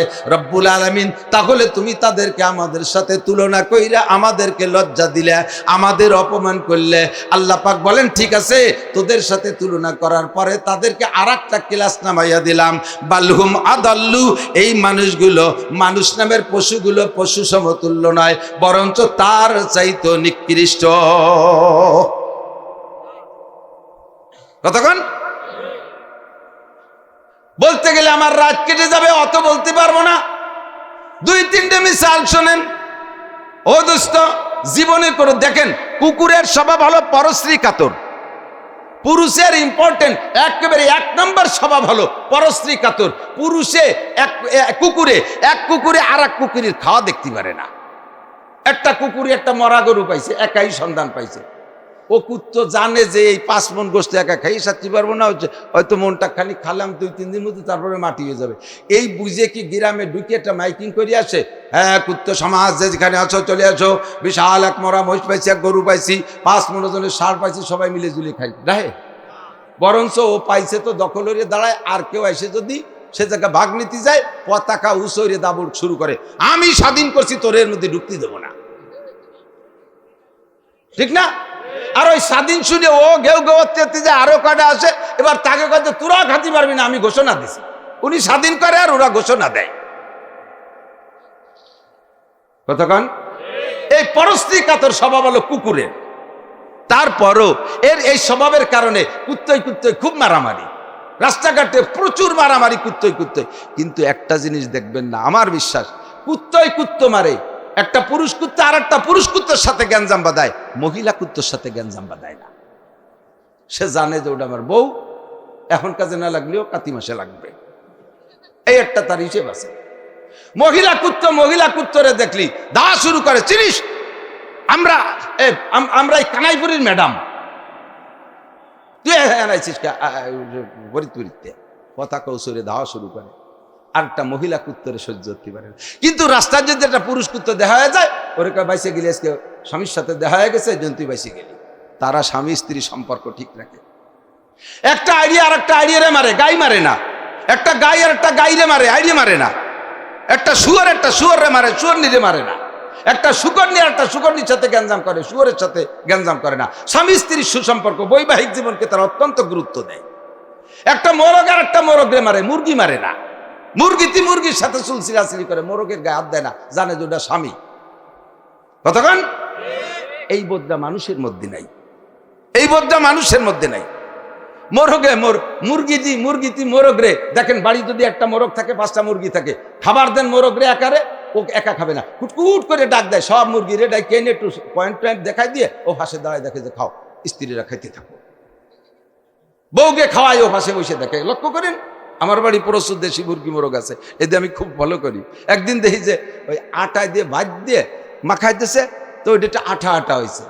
একটা মোরগ, ওই যে দাড়িয়ালা মোরগ আর কিরম, কিন্তু লোম টম, ও খাতি যাই, ও না হে মুই মাহাইছে জম্মের মা। খানিক একা একা দাঁড়িয়ে ছাড়াতে পারে নাই, লিচু গাছতলা এসে দাঁড়াই নিছে, বিপদে আছে। মুরগি একটা দৌড়ে এসে এক পাশে ঠোয়াই সাফ করে দিচ্ছে। এই দেখা দিয়ে আর এক মুরগি এসে আর এক পাশ সাফ করে দিচ্ছে। আমার ওয়াইফ আমার এটা কি করছে, দেখেন খেলা দেন, তুমিও দাও আরো বিটিকে দাও, স্বামীর খেদমত কারে কয় দাও হইতে সেও। এইটুক শিক্ষা নাও। পশুর ভিতরে এই দরদ আছে। তুমি যাইয়া মোটা মোটা মিষ্টি খাও, মিষ্টির দোকানে যাইয়া, বাগাটের মিষ্টির দোকানে যাইয়া, ফরিদপুরের মিষ্টির দোকানে, বাড়ি বউ বাচ্চারা খায় না, তাকে একটু খেয়াল আছে। মিষ্টি খাইলে সে তাকে জন্য এক প্যাকেট নিয়ে এসো। এটা হলো মানবতা। কতক্ষণ একটা কুত্তে আর একটা কুত্তরে মারে, মার খাইতে খাইতে যে কুত্তটা ঠকিয়ে যায়, সে কুত্তটার সারেন্ডার করে। সারেন্ডার দেখছেন? সারেন্ডার পদ্ধতি কি? কুকুরের সারেন্ডার পদ্ধতি, পতাকা নামায় দেয়, নেজ নিচে ফেলে, ঠিক না? নেজ নিচে দুই পার ভিতরে যে ইন কাজ ধুয়ে পড়ে, এরপরে যেটা শক্তিশালী সে ওরা 2-3 ধমক দেয়, আর কোনোদিন এদিকে আসবি না, চিনিস আমরা এলাকার কে, আর কোনোদিন আসবি না। এরপরে মারে না, 2-3 ধমক দিয়ে চলে যায়, ঠিক না? আর মানুষে মারে, মাইক যখন খাইছে, ধর্মের বাপ পর্যন্ত বলে আমারে মারিস না, জীবনে কোনদিন মামলা দেবো না, এ বিষয়ে আমি কার কাছে বলবো না। এরপরে এই সুযোগে হাতিয়ার ছেড়ে দিছে, এই সুযোগে কাইটে চুরো করে বস্তা ভরিয়ে ফেলে, ঠিক না? কুকুরের ভিতরে যে মানবতা আছে তাও তোমার নাই। প্রত্যেকটা প্রাণীর দেখেন সারেন্ডার পদ্ধতি আলাদা। কুকুরে সারেন্ডার করে লেজ নামাই দিয়ে, গরুতে সারেন্ডার করে কিভাবে, যেটা পারবে না, দুর্বল, শক্তিশালী না কাগজ দিয়ে হাসি দেখে বেজন মারামারি দরকার নেই, না হে নাক শুয়ে টুয়ে ওর একটা হালকা দাওয়া দেয়, চলে যায়। পশু পাখি পক্ষী, পাখি পক্ষী, মুরগি টুরগি, এদের সারেন্ডার পদ্ধতি, একটা ডানা নামাই দিয়ে দৌড় দেয়। দেখেন, যে ঠকিয়ে যায় সে একটা ডানা নামাই দিয়ে দৌড় দেয়। দৌড় দেওয়ার পরে আর শক্তিশালীরা তারা কিছু কয় না। আর মানুষ যখন অস্ত্র ছেড়ে দেয়, দুর্বলতা প্রমাণ করে, মানে দুর্বল প্রকাশ করে যে আমি আর পারতেছি না, ওই সুযোগে তারা কুপায় শুরু করে, ঠিক না? আল্লাহু আকবার। কুত্তই কয় আল্লাহ তুমি যে কইলিয়া মানুষরা আমাকে মতো, তুমি কও মানুষই যা করে আমরা কি তা করি? কয় কি করে মানুষে কও? কয় দেখো আমাদের এই যে আর 2-1 মাসের ভিতরে এই কুত্তর ডেলিভারি শুরু হবে, শীতকাল আসলে এক একটা শুরু হয়ে গেছে। এখন আসলে কোনো তার সিজন নেই, আরো 2 মাস আগে দেয় যে কুত্তর বাচ্চা। তো একটা কুকুরের 4-5টা বাচ্চা। এই বাচ্চাগুলো যতদিন পর্যন্ত স্বনির্ভর হতে না পারে, ইনকাম করে খাওয়া না শেখে, আত্মরক্ষা ক্ষমতা না বোঝে, আয় রোজগার করে খাইতে না পারে, প্রতিরক্ষা ক্ষমতা অর্জন করতে না পারে, বাচ্চাগুলো মা মুখী হয়ে থাকে, অসহায়, অতদিন পর্যন্ত মা থাকে। তোর ঘর বাড়ি নাই, তারা ওই খেড়ের মাছার তলে এখানে ওখানে থাকে, বাচ্চাগুলো নিয়ে মা যা পারে ইনকাম করে খাইয়ে একটু দুধ এনে বাচ্চারে খাওয়ায়।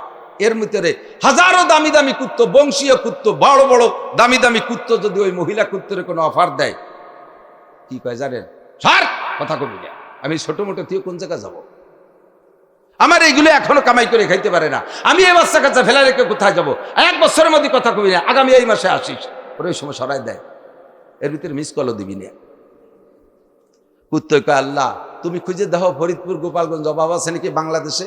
সবে মাত্র 2 বছরে 1 বছরে 1.5 বছরে 6 মাসে বাচ্চা ফেলাই তুইয়া মা বাচ্চাকে ফেলাই রেখে মার কোনো খবর না নিয়া একজন ফেরিয়ালার সাথে, দেওরের সাথে, বাসুরির সাথে, দুলাভাইয়ের সাথে, ওই গার্মেন্টসের মানুষের সাথে, তাদের সাথে চলে যাইতেছে, তাদের সাথে চলে যাচ্ছে। মা, আমরা কুত্ত হয়ে বাচ্চাকে ফেলে রেখে যাই না। আর তোমার আদম সন্তান যাদেরকে তুমি আশরাফুল মাখলুকাত বলো, তারা এরকম কলিজার টুকরা সন্তানরে ফেলে রেখে চলে যায়। আর সেই মানুষকে বললে তারা আমাদের কুত্তর মতো, তুমি বলো আমরা ভালো না তারা ভালো। আল্লাহ কয় বালহুম আদাল্লু, এই মানুষগুলো কুত্তর চাইতে খারাপ।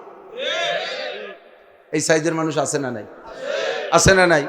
ছোট ছোট বাচ্চা ফেলাই তুই আর একজনের সাথে চলে যা পার্টি, আছে না নাই? কুত্তই এ কাম করে না, কুত্তই এ কাম করে না। আল্লাহু আকবার। রাস্তায় যে শুয়োর নেয়, কাউরারা শুয়োর নেয় না? শুয়োর পালে যে কমান্ডার, ওকে কি কয়? কাউরা কয় আমাকে দেখি, কি বুনো কাউরা ইত্যাদি কয়। ওরা খ্রিস্টান বেশিরভাগ।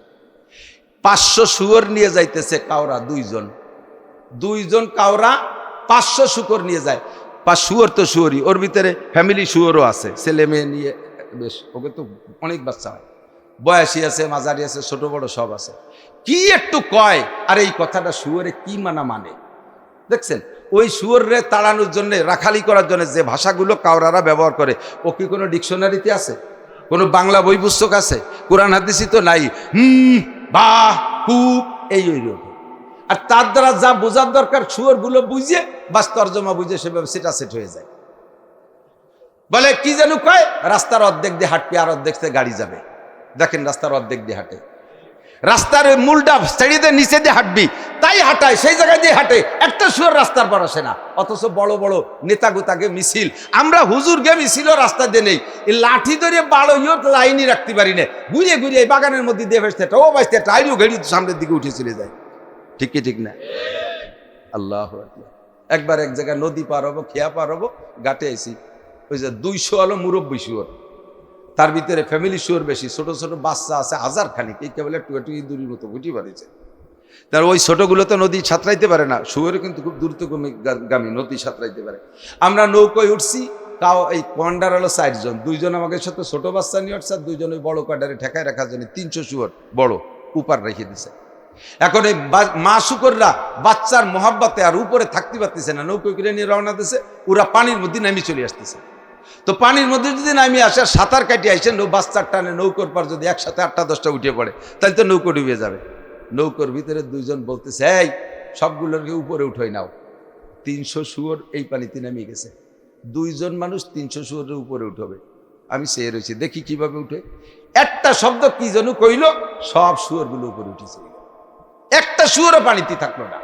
সচক্ষে দেখছি, রয় তুমি আই নেই, আমি নিজ চোখে দেখছি। অথচ মানুষকে কমান্ডারি করে শুয়োরের কমান্ডার কাউরা, কাউরারা খ্রিস্টান। প্রাণী জগতের সবচাইতে নিকৃষ্ট শুয়োর, মানবকুলে সবচাইতে নিকৃষ্ট এই কাউরারা। সেই কাউরার কথা শুয়োরে শোনে আশরাফুল মাখলুকাত মানব জাতি। তাদের কমান্ডার মুহাম্মদুর রাসূলুল্লাহ, তাদের কমান্ডার আবু বকর, উমর, উসমান, আলী, তালহা, জুবায়ের, বিলাল, আম্মার, সুহাইব, সাহাবায়ে কিরাম, তাবেঈন, তাবেঈন, আবু হানিফা, শাফিঈ, আহমদ, মালিক, বুখারী, মুসলিম, তিরমিজি ওয়ালা, আশরাফ আলী তানবী, হুসাইন আহমদ মাদানী, রশিদ আহমদ গাঙ্গুহি, তারপরে আহমদ শফি সাহেব, শামসুল হক ফরিদপুরি, হাজী শরিয়তুল্লাহ, সরমুনার পিসাব, মুফতি আব্দুল গফফার সাহেব, এইরকম হক্কানি উলামায়ে কেরাম, এই মানব জাতির কমান্ডার। এই উলামায়ে কেরাম যা বলে মানুষে সেই কথা শোনে না। এই উলামায়ে কেরাম কোরআন হাদিস থেকে কমান্ড দেয়, মানুষে শোনে না। বলো আল্লাহ, আমরা শুয়োর কুত্ত ভালো নাকি তোমার আশরাফুল মাখলুকাত ভালো? আল্লাহ কয় বালহুম আদাল্লু, এই মানুষগুলো শুয়োর কুত্তর চাইতে খারাপ। খালি শুনি মানি না, খালি শুনি। সাহাবায়ে কিরাম পাশ দিয়ে দাঁড়িয়ে আছে, নবী পাক বলেন ইজলিসু আলা মাকানিকুম, বলার সাথে সাথে মানা সারা, যে যেখানে ছিলেন বসে পড়ছে, আর নড়াচড়া নেই। বয়ান শেষ করে হুজুর বেরোইছে, বাইরে বেরিয়ে দেখে বাহিরে এক বুড়ো লাল রুমাল মুড়ি দিয়ে নিচের দিকে বসে দিয়েছে। হুজুর আলাইহিস সালাম কাছে এসে বলছেন, মানান্ত আসসালামু আলাইকুম ইয়া শায়েখ। মুরব্বী আপনি কে? মাথা থেকে রুমাল সরায় সালামের উত্তর দিয়ে দাঁড়িয়ে বলতেছে, ওয়া আলাইকুম সালাম ইয়া নবী আল্লাহ, না আম্মুকা আব্বাস। বাতিজা, আমি তোমার চাচা আব্বাস বলছি, আমি তোমার চাচা আব্বাস, হুজুরের চাচা আব্বাস। চাচা জান, আপনি জানেন না আমি মসজিদে ওয়াজ করতেছি, আপনি এই জায়গায় বসে রয়েছেন বাইরে। তো আব্বাস বললেন, বাবা বাসার থেকেই খবর পাইছি তুমি বয়ান করতেছো, সেই তোমার নুরানি বয়ান শোনার লোভেই বাসার থেকে আসছি। তা আসতে আসতে এই পর্যন্ত যখন আসছি, তখন তোমার একটা ওয়াজ আমার কানে চলে আসছে। তো ওই ওয়াজ যার পর আমল করতে যে বসে রয়েছি। কি ওয়াজ? এইখানে যখন আসছি আমি তো ভিতরে যাব, এর মধ্যে আওয়াজ আসলো তুমি বলছো ইজলিসু আলা মাকানিকুম, যে যেখানে আসো সে সেই জায়গা বসে পড়ো। আমি তখন এই জায়গা ছিলাম, দেখলাম যে আমি তো এখানে আছি, আর হুজুর বলেন যে যেখানে আছো সে সেখানে বসে পড়ো। আমি বললাম আব্বাস, নবী পাকের বয়ান শুনবার আমল করবা, তাহলে এটা প্রমাণ হবে যে তুমি আমল করতে পারবা। যে কথাটা কানে আসছে এই কথাটার আমল আগে করে ফেলো। তাই আমি আমাকে আর এক কদমও সামনে বাড়তে সাহস করি নাই। আল্লাহ নবী আমি এখানে বসে আছি। আপনার এই কথাটার পর আমল করতেছে। আল্লাহু আকবার। হুজুর আলাইহিস সালাতু ওয়াস সালাম বুকের সাথে জড়িয়ে ধরে বললেন, চাচা যান, তাহলে তো আপনি আমার সব বয়ান শুনতে পারেন নাই। কষ্ট হচ্ছে? আপনি তো আমার সব বয়ান শুনতে পারেন এত দূরে। তো হুজুর আমি কি সব বয়ান আবার করব? হুজুর আব্বাস বললেন, না জাতিজা, তোমার বয়ানের মধ্যে মুজিজা আছে। তোমার সামনে যদি 1 লক্ষ মানুষও থাকে, তোমার সামনে 1 লক্ষ মানুষও থাকে, পায়ের কাছের মানুষটা যে আওয়াজে শোনে, লক্ষ নম্বর সিরিয়ালের মানুষটা একই আওয়াজে শুনতে পায়। তোমার বয়ান সব আমি শুনছি। আল্লাহু আকবার। হুজুর আলাইহিস সালামের বয়ানের মুজিজা ছিল। সাহাবায়ে কিরাম যতই সামনে হোক, আরাফাতের ময়দানে 1.25 লক্ষ সাহাবা হুজুর উটের পিঠে বসে মাইকি বয়ান করছিলেন। কোনো হ্যান্ড মাইক ছিল? হুজুর মুখে বলছে আর 1.25 লক্ষ সাহাবা সবাই শুনছে। এটা আওয়াজের মুজিজা। আমাদের তো সেই মুজিজা নেই। হুজুর সাহাবায়ে কিরামদেরকে নিয়ে বসে বয়ান করতেছেন। আবার বানিয়েছেন আল্লাহ। হযরত ওমর রাদিয়াল্লাহু তাআলা হাদিস খান বর্ণনা করতেছেন। হযরত ওমর বলেন, আমরা হুজুরের থেকে বয়ান শুনতেছি, ইজতলা আলাইনা রাজুলুন, ইতিমধ্যে আমাদের মাঝে একটা লোক উদয় হলেন।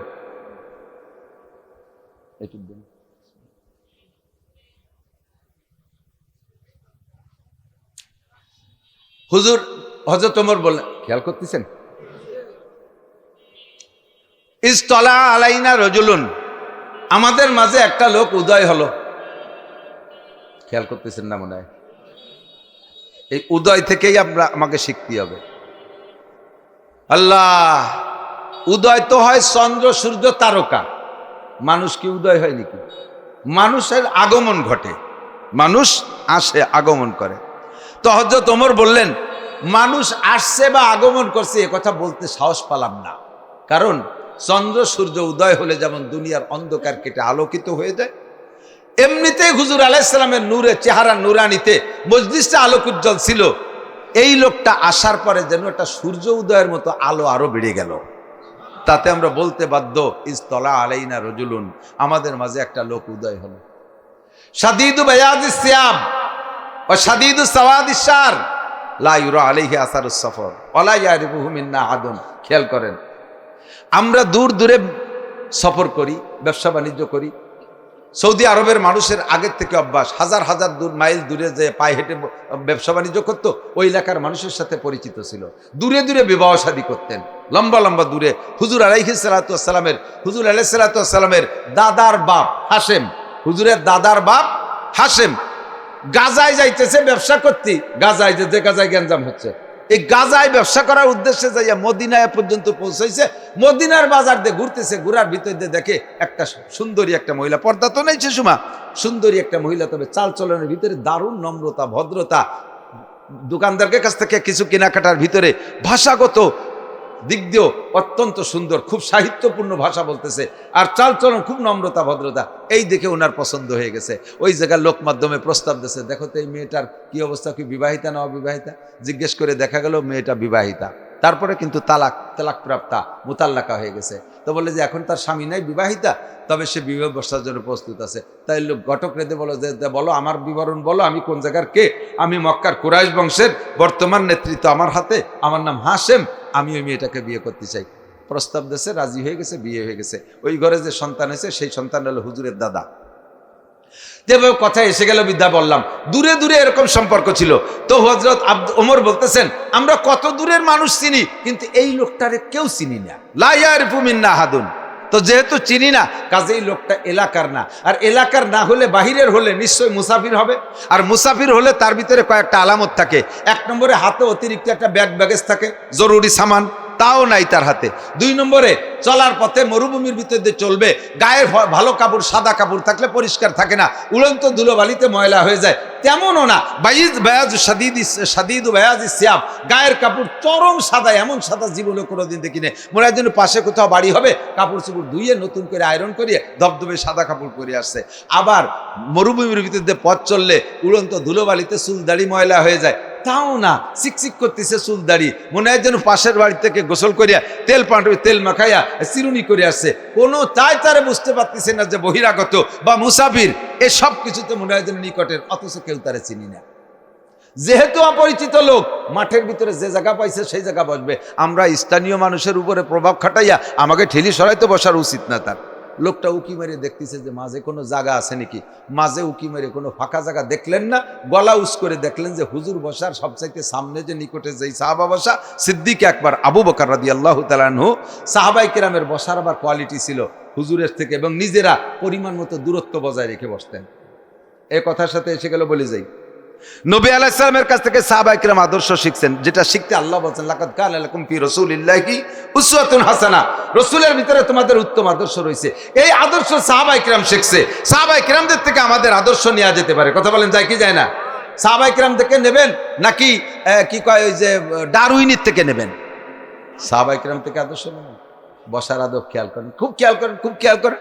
সাহাবায়ে কেরাম হুজুর সাহাবায়ে কেরামদেরকে শিখিয়েছে, তারা পরবর্তীদেরকে শিখিয়েছে। সাক্ষাতের সিস্টেম কি? সাক্ষাৎ, প্রথম আদর্শ সাক্ষাতের সিস্টেম, আপনি কাউকে সালাম দেবেন। ইসলামের সাক্ষাতের পদ্ধতি হলো সালাম। ধরে বলেন কি? সালামটা সুন্নতিভাবে পরিষ্কারভাবে দেবেন। মোবাইলে দেন আর ডাইরেক্ট দেন। মোবাইলের সালাম হয়ে গেছে টেডি সালাম। কোন ধরে হ্যাঁ সালাম কি কইছে? হ্যাঁ ইসলাম সুমুকুম স্যার, আমি শুনি পুলিশি একজন জুনিয়র সিনিয়র সুমুকুম স্যার। সুমুকুমের কি মানে? ছয়কম স্যার। ছয়কম স্যার কততে ছয়কম, এরকম কি সালাম? আবার সালামের আগে যদি হ্যালো কয়, মশলা শুনে নেন, সালামের আগে যদি হ্যালো কয়ে তারপরে সালাম দেয়, হ্যালো আসসালামু আলাইকুম, ওই সালামের উত্তর না দিলে গুনাহ হবে না, কারণ আপনি সালামের সুন্নতের খেলাপ করছেন। আগে সালাম পরে কালাম, শোনেন না নুরানি আলারা পড়ে, আসসালাম কবলাল কালাম, আগে সালাম পরে কালাম। যদি হ্যালো কয়ে বলেন সালামের আগে, তাহলে সালামের আগে হ্যালো কালাম হয়ে গেছে, ওই সালাম আপনার সালাম নাই, সালাম নষ্ট হয়ে গেছে। মোবাইলে কখনো হ্যালো বলবেন না, সালাম তো সালামি আমার শুরু, ঠিক না? কত সুন্দরভাবে সালাম। আমার ছোটপার হুজুর রহমতুল্লাহ আলাইহি বলতেন, মিয়া গেলাম পুলিশ লাইনি, পুলিশদের সাথে দেখতি, আল্লাহ আকবার, যাই দেই যে ছোটরা বড়কে সম্মান করতেছে 1 শট 1 লাথি দিয়ে, এরম দেয় না? তার মানে 1 শট, আবার মাটিতে একটা লাথি দেয়, মানে লাঠিটার জায়গা মতো দিতে পারলাম না, মাটিতে দিলাম। এরকম কি শ্রদ্ধা পদ্ধতি? এরকম কিসের সাক্ষাৎ? এ কয় কোন আদর্শ? আমাদের আদর্শ আসসালামু আলাইকুম ওয়া রাহমাতুল্লাহি ওয়া বারাকাতুহু, আল্লাহর পক্ষ থেকে আপনার উপরে শান্তি রহমত বরকত নাজিল হোক। আর আপনিও সেই দোয়া দিয়েছেন, ওয়া আলাইকুম আসসালাম ওয়া রাহমাতুল্লাহি ওয়া বারাকাতুহু, কতক্ষণ উভয়ের দোয়া করছি, দোয়ার মাধ্যমে সাক্ষাৎ। এরপরে মুসাফা, সফহন মানে হাতের কবজি, এই কবজিকে কবজির সাথে মিলে নুকে বলে মুসাফাহা, 2 হাত দিয়ে মিলেবেন। প্রয়োজন যদি বাম হাতে করে সমস্যা কিছু হাতে থাকে, ডাইন হাত দিয়ে মিলেবেন, বাম হাত দিয়ে মুসাফা করবেন না, ডাইন হাত দিয়ে। আবার এই যে হাতের আগার সাথে একটু ছোঁয়া দিয়ে এর মধ্যে থুয়ে দেয়। করোনার পরের থেকে মুসাফা হয়েছে বক্সিং, দেখছেন না? গুছিতি মুসাফা, এর কি কয়? আস্তাগফিরুল্লাহ। এই পাশে হাতের করোনা আছে, এই পাশে নাই। করোনা যদি থাকে তাহলে সারা গায়ে আছে। কিছুদিন করোনাতে বাঁচার জন্য মাস্ক পরছে, পরে কয় যে মাস্ক একটাই হবে না, 2 লাগবে, না হে একটা দোতলা মাস্ক, কান্ডাই কুমো ভেসা দেশে তা টানি রাখতে হবে না, বেহায় খুলিয়ে যায়। এরপরে কয় যে না হতে হবে না, পিপি ভর্তি হবে, কারণ ফুটো পালিয়ে ঢোয়ে, করোনা ছিদ্র পাইলেই ঢোকে। পরে কয় পিপির মধ্যে দিয়েও ঢুকতেছে। এরপরে টিকে লাগাও, টিকে বেশি কোটি কোটি টাকা কামাই করে নেছে, বাংলাদেশের জনগণকে খাইজুলি চুলকনিতে ফসাই দিয়ে গেছে। কতক্ষণ সব ডাক্তাররা কয় যে এই করোনার টিকে নিয়ে কুচুল করে নিয়েছে, তাকে পয়সা তারা কামাই করে খেয়ে গেছে। আমরা বলদের দল, আমাকে সরকারও পাইকারিদের ঠেসি ধরে টিকে দিয়েছে, টিকে না নিলে বাসে উঠতে দেবে না, টিকে না নিলে ভিসা দেবে না, টিকে না নিলে উমরায় জাতি দেবে না, টিকে না নিলে বিদেশ জাতি দেবে না, পাড়ায় ধরে টিকে দিয়ে ছাড়ছে। আর এখন লক্ষ লক্ষ মানুষ খাইজনি শুল্কনিতে পৌঁছে যাচ্ছে। এবার ওষুধ দাও, না আবারই নে ওষুধ আবিষ্কার হয়নি। এই যে করোনার টিকে বানাইছে শুল্কনিয়ালা যে কুত্তু আছে না, কুত্তর খারেজ হয়, ওই কুত্তর রক্ত দিয়ে বানাইছে। এই জন্য অনিলি সবাই খাইছে নিয়ে। আল্লাহু আকবার। কষ্ট হচ্ছে নাকি? আল্লাহ কি বলছি, নবী আলাইহিস সালামের আদর্শ, ঠিক না? সালাম মুসাফা, খুব ভদ্রতার সাথে, হালকা একটা জাকি দিয়া সুন্নাত, হালকা একটা জাকি। জাকিটা হালকা, আপনি যেমন ব্যক্তি আপনার হালকা জাকিও তেমন। হযরত আবু হুরায়রা যে হযরত ওমরের কাছে বলতেছে, ভাই ওমর, না আজকে একটা মজার হাদিস শুনছি। কদি কি কইছে হুজুর? কি কইছে? ভাই হুজুর কইছে, মান ক্বালা লা ইলাহা ইল্লাল্লাহ ফাদাখালাল জান্নাহ, যে ব্যক্তি কবে লা ইলাহা ইল্লাল্লাহ ও বিনা হিসাবে জান্নাতে চলে যাবে। শোনার সাথে সাথে হযরত ওমর হাতের একটা বাউলি দিছে, আবু হুরায়রা পড়িয়ে চোখটা উল্টে গেছে। ওমর এরম দেশে খালি, কারণ ওমর তো মেলা লম্বা, আবু হুরায়রা লম্বা, মানুষের শক্তিও বেশি। আরবিতে বলে কুল্লু তবিলিন আহমাক ইল্লাল ওমর, বেশিরভাগ লম্বা মানুষ বলদ হয়। বেশি লম্বা উটাক্কা লম্বা যারা, তারা একটু বুকা বুকা হয়, কারণ এই আকল তৈরি হতে ব্রেন আর হার্ড লাগে, এই কলব আর মাথা এই দুটিয়া মিলে আলো জ্ঞান তৈরি হয়। তা লম্বা মানুষের মাথা তো ওই কলবের থেকে খানিক দূরই, ওই জায়গাতে এসে সেট হতে সময় লেগেছে, সে আবাক আবাক হয়। আর খাটো মানুষের এই মাথা আর কলব কাছাকাছি, ওরা মাটির তেলতে বুদ্ধি চায়। কুল্লু তবিলিন কি বলে, কুল্লু কসিরিন আজাজি ইল্লাল আলী। আর বেশিরভাগ খাটো মানুষ দুর্বল হয়, শক্তিতে কম হয়, কিন্তু আলী ছাড়া, আলী খাটো ছিল কিন্তু শক্তির তো কারখানা। তো হযরত ওমর রাদিয়াল্লাহু লম্বা মানুষ, হাতে একটা বাউলি দিয়েছে, আবু হুরায়রা পড়ে গেছে। কেন বাউলিটা দিলেন কেন, এটা থাবা দিলেন কেন? ভাই তুই আর জীবনে এই কথা মানছিলি কবি না, কোনোদিন এই কথা কবি না, যে একবার লা ইলাহা ইল্লাল্লাহ পড়ে ব্যস্ত চলে যেত। আমরা বেটার একদিন কিন্তু কি রে বেড়া, সেই খালি লা ইলাহা যদি ব্যস্ত চলে যাবে, তা আমি তাহাজ্জুদ পড়লাম কে, আমি এত কিছু করলাম কে, এত যুদ্ধ কেন করলাম? কার ভাইজান হুজুর কইছে তা আমি কব না, কত তবুও তুই করতে পারবি না, চল আগে হুজুরির দ্বারে যাবো। হযরত আবু হুরায়রা মায়ের খাইয়ে কান্তি কান্তি হুজুরির কাছে, হুজুর ওমর মারছে। হুজুর ওমর মারছেন কে? কয় হুজুর ও যা কয়, দেশের মানুষ ৭৬ কিলো মানুষ সব তো গাফেল হয়ে যাবে। ও কয় যে খালি লা ইলাহা ইল্লাল্লাহ পড়ি বেস্তে চলে যাবে, আপনি নাকি কইছেন? তা আমার বালঠাই নেই, যদি শুধু লা ইলাহা ইল্লাল্লাহ বেস্তে চলে যায়, তাহলে তো সব মানুষ নামাজ কালাম ছাড়িয়ে দিয়ে খালি লা ইলাহা ইল্লাল্লাহ নিয়ে পড়ি থাকবে না। ওরাই করতে নিষেধ করছে। হুজুর কয় ওমর আল্লাহ কইতে কইছে, একটু করে যদি পার হয়ে যায় তাতে তোমার কম পড়ছে কি?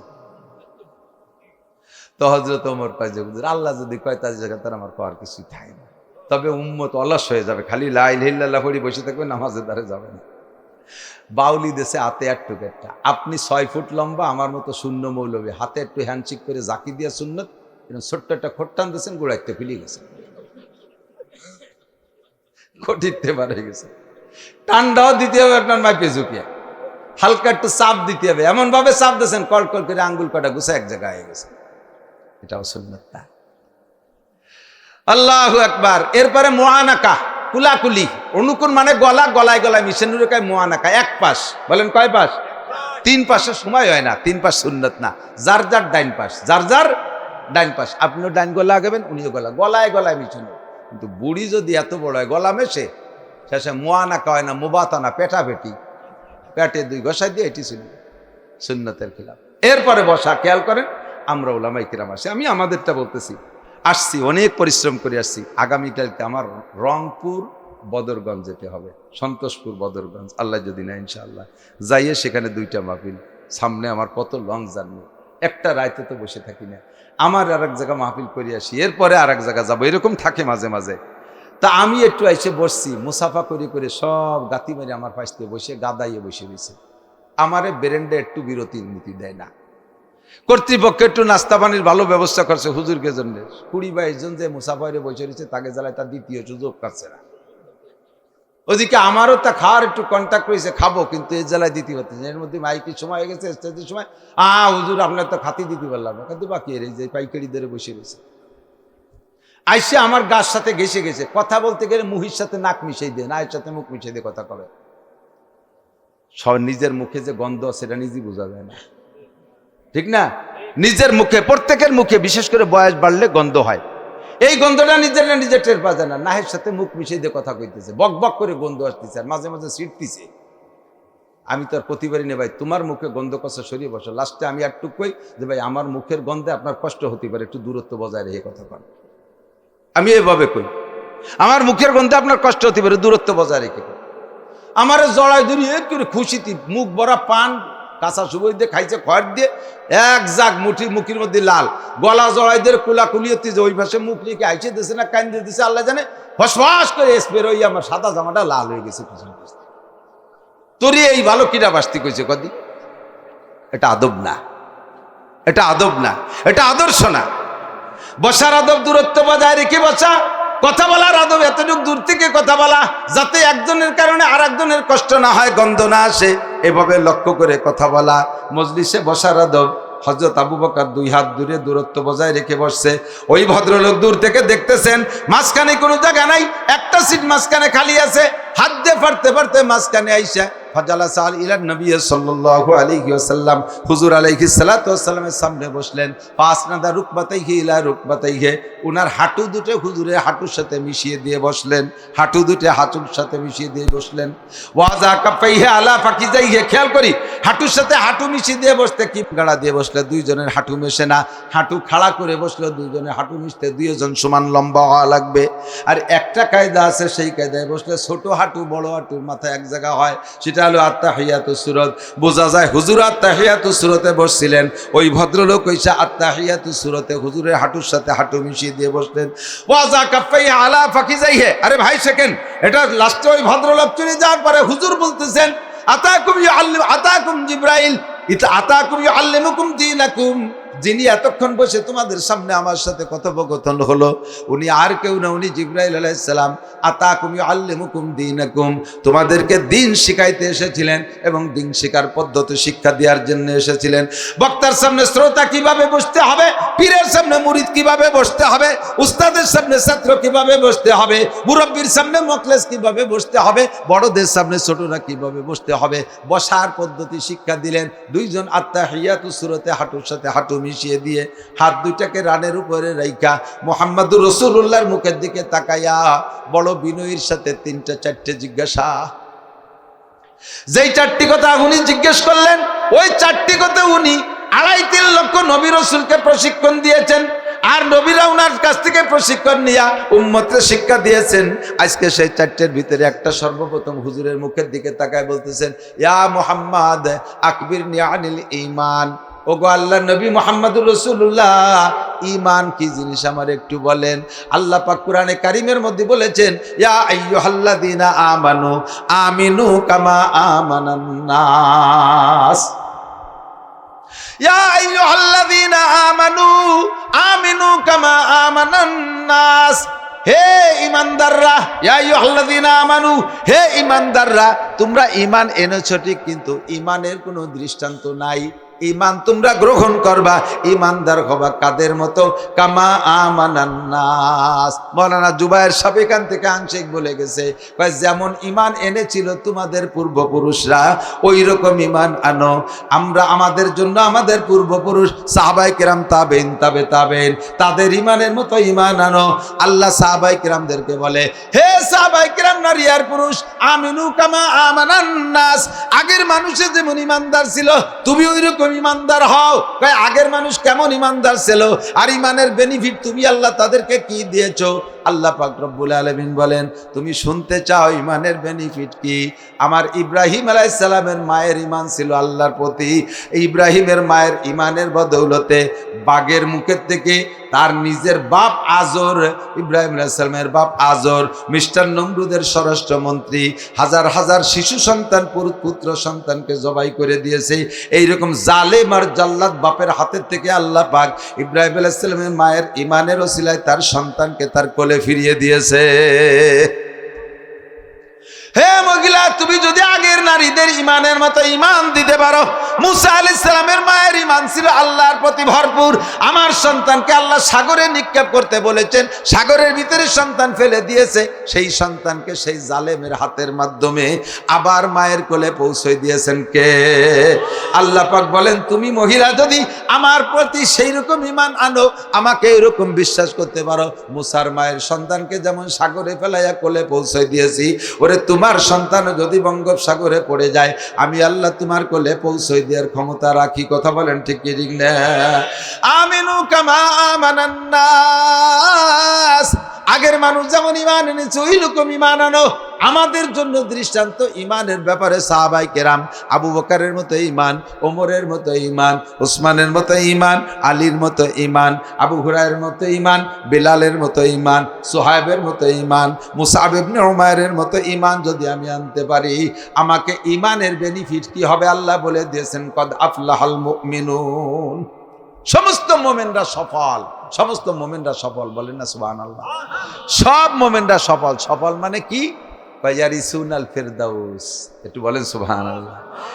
মোমেনদের ঈমানের বেনিফিট, ঈমানের প্রতিদান, ঈমানের প্রতিদান তাদেরকে আমি জান্নাতুল ফিরদাউসে দিয়ে দেব, কন্যা সুবহানাল্লাহ।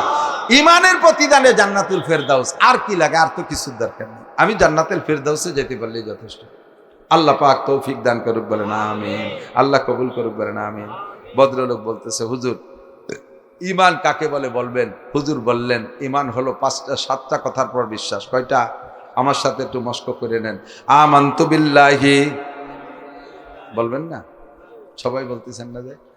আমানতু বিল্লাহি ওয়া মালাইকাতিহি ওয়া কুতুবিহি ওয়া রুসুলিহি ওয়াল ইয়াউমিল আখিরি ওয়াল কদরি খাইরিহি ওয়া শাররিহি মিনাল্লাহি তাআলা ওয়াল বাসি বাদাল মাউত।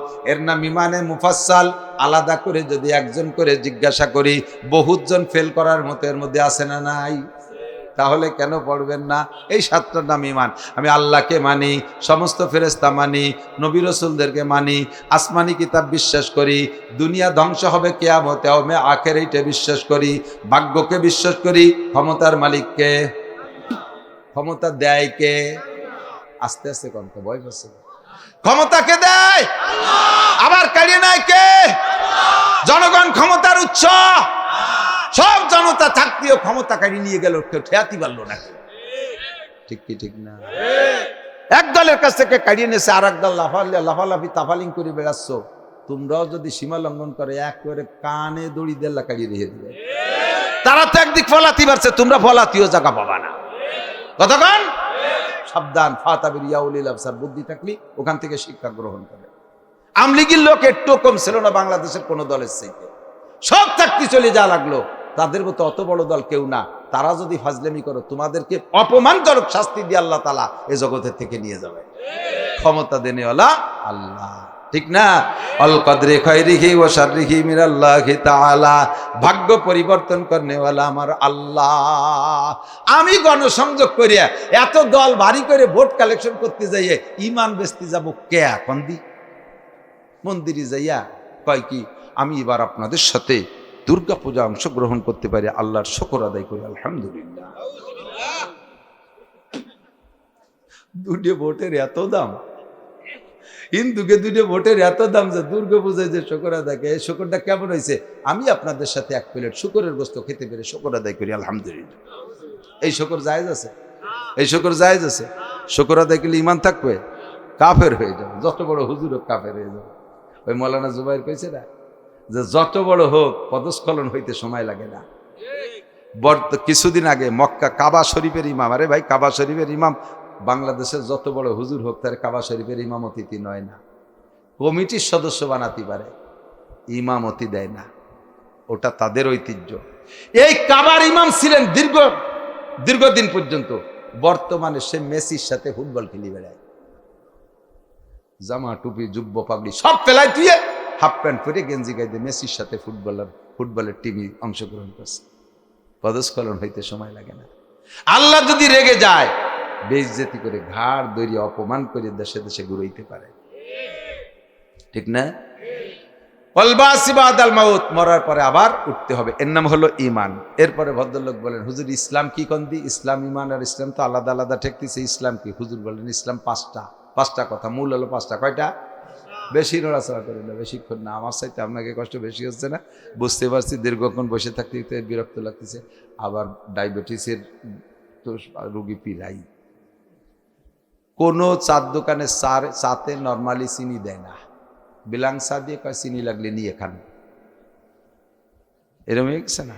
গমের তো উঠে পোলা পান পর্যন্ত 7-8 বছরের বাচ্চারা যে রাস্তা দিয়ে দৌড়চ্ছে, কি হয়েছে? ডায়াবেটিস দাবড়াচ্ছে, এদিক দিয়ে ডায়াবেটিস এসে দাবড়াই দিচ্ছে।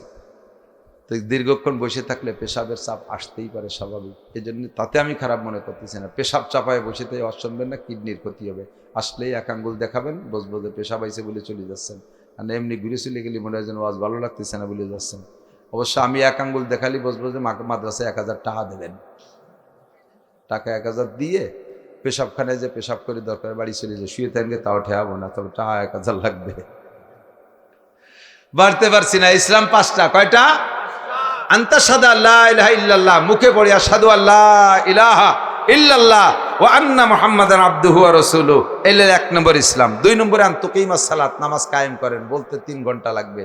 ওয়া আন তুকিমাস সালাত ওয়া তুতিজ যাকাত, আল্লাহ যদি মাল দেয় যাকাত দেবেন তো। ওয়া তাসুমা রমাদান, রমজান পাইলে রোজা রাখবেন তো। ওয়া তাহুজ্জাল বাইতা ইন ইসতাতা ইলাইহি সাবিলা, আল্লাহ যদি তৌফিক দেয় তাহলে হজ করব। রাজি আছেন? কারা কারা হজ করব? টাকা পয়সা নাই, হাত উঠে বসে দিয়েছি। টাকা পয়সা কে দেয়? হাত নামান না, কোনো ভয় নাই। আল্লাহ নিলে কি পয়সা লাগে নাকি? মাশাআল্লাহ, হাত নামান। আমার বড় ভাই আইছে 19 সালে আমার কাছে দোয়া নিতে, ভাই এবার হজে যাবে। তো আবার এমনি পাসপোর্ট তো সবসময় করা থাকে, কোন দিক দৌড় দেওয়া লাগে, সে পাসপোর্ট করে রাখছি। ভাই আইছে দোয়া নিতে, বাইরে আমি 10,000 টাকা দিছি হাদিয়া। বাইরের টাকা একাধ্যে দিচ্ছি, আর একাধ্যে ফোনটা রিসিভ করতেছি। ফোনের ভিতরে আইছে, বাবা জি কে বলছেন? কাজে আমি আব্দুল্লাহ বলছি। আব্দুল্লাহ আওয়াজে টের পাইছি, তৎকালীন ধর্ম প্রতিমন্ত্রী শেখ আব্দুল্লাহ। চাচা কি খবর কাকা? কয় যে হজে যাবা? আমি কই না, এবছর টাকা পয়সা নাই। টাকা ছাড়া যদি যা যায় যাবা না? হ্যাঁ, এখনই রেডি। কয় যে সন্ধ্যের আগে পাসপোর্টটা গোপালগঞ্জ অমুক জায়গা দিয়ে এসো। সন্ধ্যার আগে পাসপোর্ট দিছি, পরের দিন সকালবেলা মোবাইলে দিয়ে যে ভিসার মেসেজ হয়ে গেছে। 1 টাকাও লাগে নাই।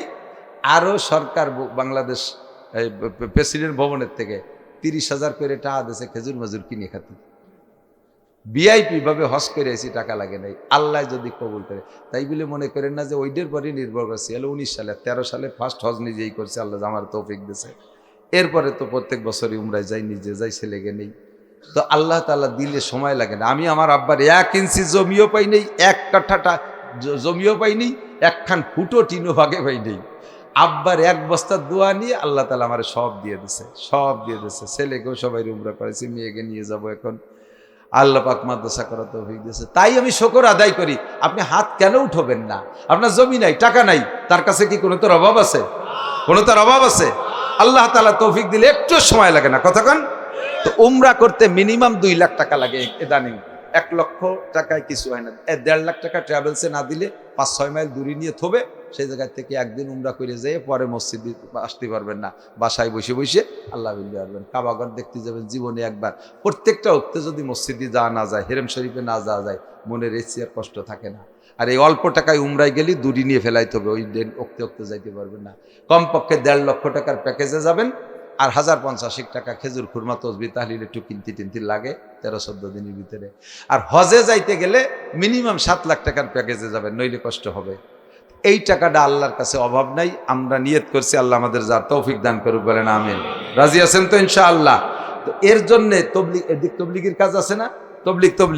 তবলিগে যদি কেউ 1 চিল্লা 3 চিল্লা তশকিল করে, তখন কি করে? কয় যে 200 টাকা উসুল করো, 200 টাকা জমা দাও।